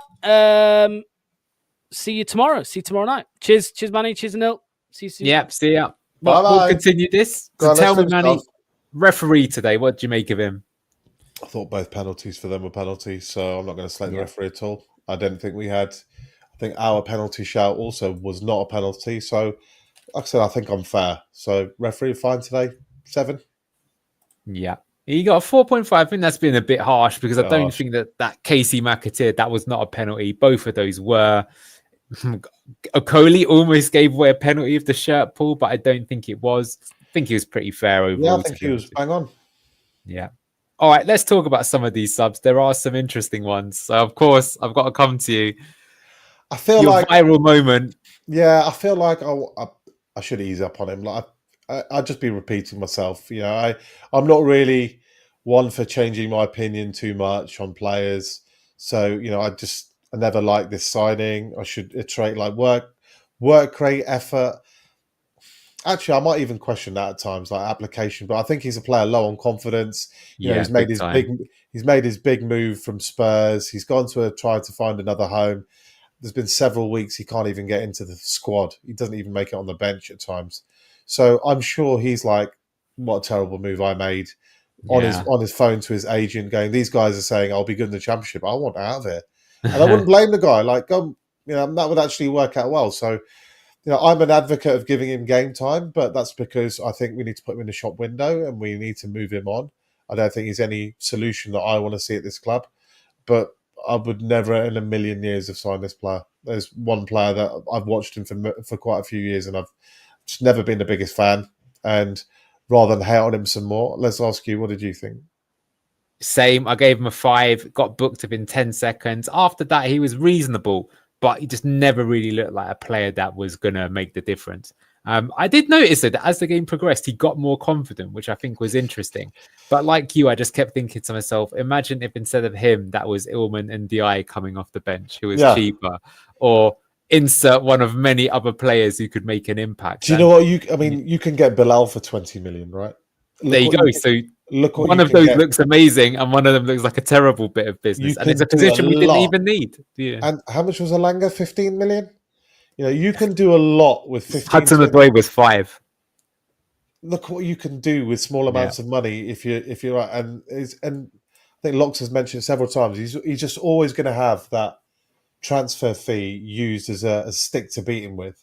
Well, 20 million is cheap in the current market. Like, you look at Bilal and say that might be a bargain, but anyway, I think let's give him some credit. I think this is fair. He went into good positions, just couldn't do much of it. I agree with we that. did notice that. I'll agree with that. I think he got himself into some good areas, some good positioning on the pitch. He was solid, but it's the touch, it's the pace, it's the power, it's those other things which are just a little bit missing.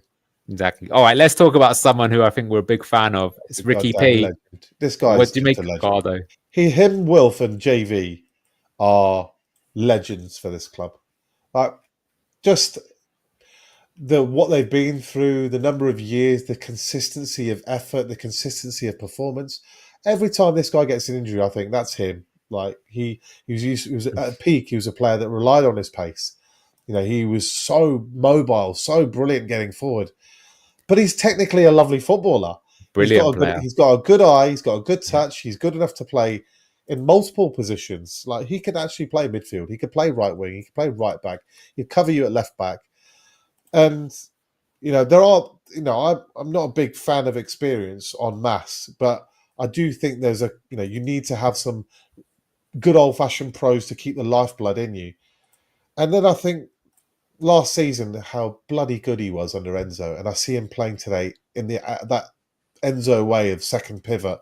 So he's dropping into midfield. Check this comment. Why is Rude allergic to starting him, do you reckon? All I can think of is just a fear of him breaking down again. It's it's his third 9-monther, and so you're always going to be nervous. He'll be a bit nervous. So you probably think, I need to ease him over a period of 3 months. 15 minutes, 20 minutes, 25 minutes, half an hour. Then eventually you build it up, which I'm not, I actually quite like that. I'd like to protect Ricky so that he's fit and captain for the start of next season. Yeah. But whenever he comes on, we definitely look so much better. Like, we just do. We look better. We look able to shift it between lines. We look like we've got some overloads in the centre. He looks like he can cover the right-hand side too. But you're almost a choice. Do you want to play Enzo with Ricky as a double pivot, or do you want to play a flat back four with JJ on the right? What did you give him out of 10, Manny?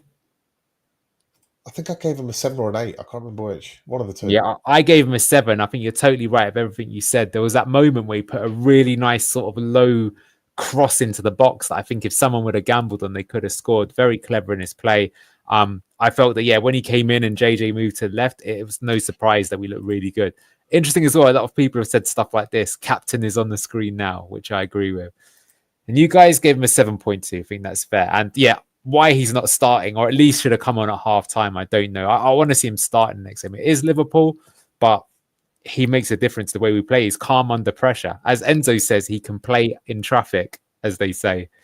All right, so I don't even know who that was. Oh, might have some problems there. Give us a bit of a refresh.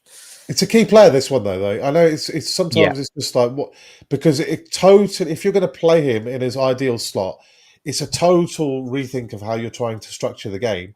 Yeah. But that way, the players look so much more comfortable with what they're supposed to be doing in that system. So for our best team, if you want to start your best team in the next game, then you would have to start Ricky. Yeah. All right. I tell you what, let's just end it here. I don't think there was too much time for anyone else to make a difference. So here's what we've got left then. That leaves us just the 12 points, no more than that, 14 points away from safety. Don't think there's any chance. We've got 6 games left to go. What are you feeling for the rest of the season? For the rest of the season, not much because it's done. But what something like today does is remind me that, there are still some bloody good players at this club, even though we've had a stinker of a season. And, I just think when we get Fatawu back, I'm so excited to see him. And suddenly I think, we could have a team with JJ, Woyo, Ricky, Okoli, Fatawu, Stolarchik's a good keeper. We'll sign a couple of midfielders to replace the ones that go and a new striker. And I think with 2 or 3 signings, we've got a pretty decent first team for that league. And I think I get excited about the championship season and we should be pushing for promotion. At the same time, I look at the table, I just think it's really been so shit this season. We've sort of been so much better. And why has it taken 30 games to decide? We've gone full circle, right? 30 games to work out that Enzo Ball was a better system than the one we've been trying this season. Yeah. It's Criminal. just madness. That's why I know I've spent so many times suggesting someone like Willie Caballero. What I wanted was just continuity. Someone who would do the same as what Enzo was doing. Rude did it today. We did it in the second half. We must have made the change, an hour in? Man, that last half an hour was some good stuff. We actually really look like a team that could get promoted next season. Yeah, I think if we play like that, we'll be very good next season. I think, as you say, it's just a shame that of this obvious stuff, like JJ as the left centre-back, Ricardo in the double pivot, starting Mavadidi, playing the high 8. I do wonder, what I would like to see from Rude is start the proper team. That means changing Vardy for Daka. That means, starting Mavadidi, Bilal, McAteer again in that thing. Start Ricardo. Almost, I wouldn't say the team that ended the game because obviously it's taken off Mavadidi and McAteer. But you know what I'm getting at, right? I feel like, and Didi to skip still. I think he's close to getting what the team should be, but it's frustrating that he's still not got it. What system would you like to in the season? Do you fancy starting with a bit of double pivot Enzo Ball? Yes, I think that is the way to go. I do think my one criticism of Enzo Ball is I do feel that in the championship there were some games when we throttled the ball, we had 70% of the ball, and at that point in time we weren't being direct enough in the box. And I think once you've got that much stranglehold in the game, especially if you're playing against a team in the bottom half of the table, you can just beat them on 1-for-1 individual quality at that point. You don't need to be so cute. That's the only mistake I felt he made. But I do feel that you saw, especially against the games in Southampton, why his style was so freaking good.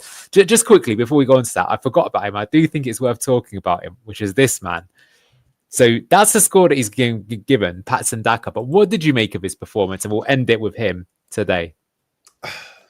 Still a question mark over the finishing, of course, but the mobility, I think you mentioned it a few times that, at least he whatever he got involved in, he earned it through his own merit. His pace would get him on the end of a pass. He would make a run that would be useful. And we just saw so little from Vardy today that it definitely got better with Daka on. Look, I'm not.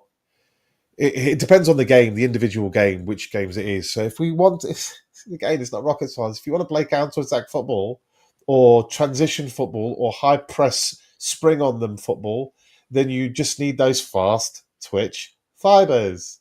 And he has more fast twitch fibers than Vardy. So in theory, he should probably be more effective than Vardy will be if you want to play that way. But every time he gets a start, he stinks the place out as well. So I don't want to get overly excited by a few competent moments here and there. This player's had his turn at this club. He is not any solution. Again, play him so we can sell him. Yeah, that's probably the smartest thing said, I think, with Daka. All right, let's leave it there. Thank you, everyone, for joining us on Blue Tinted Glasses. We'll be back tomorrow for Good Morning Foxes. Might actually be positive for a change. Catch us tomorrow at 9:30. I think Locks will be around for that myself. Don't know who else will be joining us. Any words from you, Manny, before we go? Did you enjoy your 2 white chocolate cookies during a match? I like the milk chocolate better than the white chocolate, I do have to say this time. But I said I'd eat a cookie if we scored a goal, and we got 2. Yeah. So, we've had to watch through a lot of dross this year, and I feel like we're going to take this one. because finally we can be happy with our Saturday night. I'm going to order my takeaway later with a smile on my face, and I'm going to watch MOTD and boxing or UFC, catch up on the cricket or Formula One qualifying after this. I'm excited. You didn't ruin my weekend. I've got something to be pumped about. Yeah. And I hope everyone in the chat too. Like, this is our second back-to-back watch along with quite a few of us. It was nice to not have to talk about your favourite curry or your favourite music concert. We could actually talk about Leicester We did City. for like the first half an hour, but finally we did it. All right. But the team gave us something else to talk about, right? That's the important part. Absolutely. All right, guys. Thank you so much. Have a good one, and we'll see you next time. Bye-bye. Cheers, boys.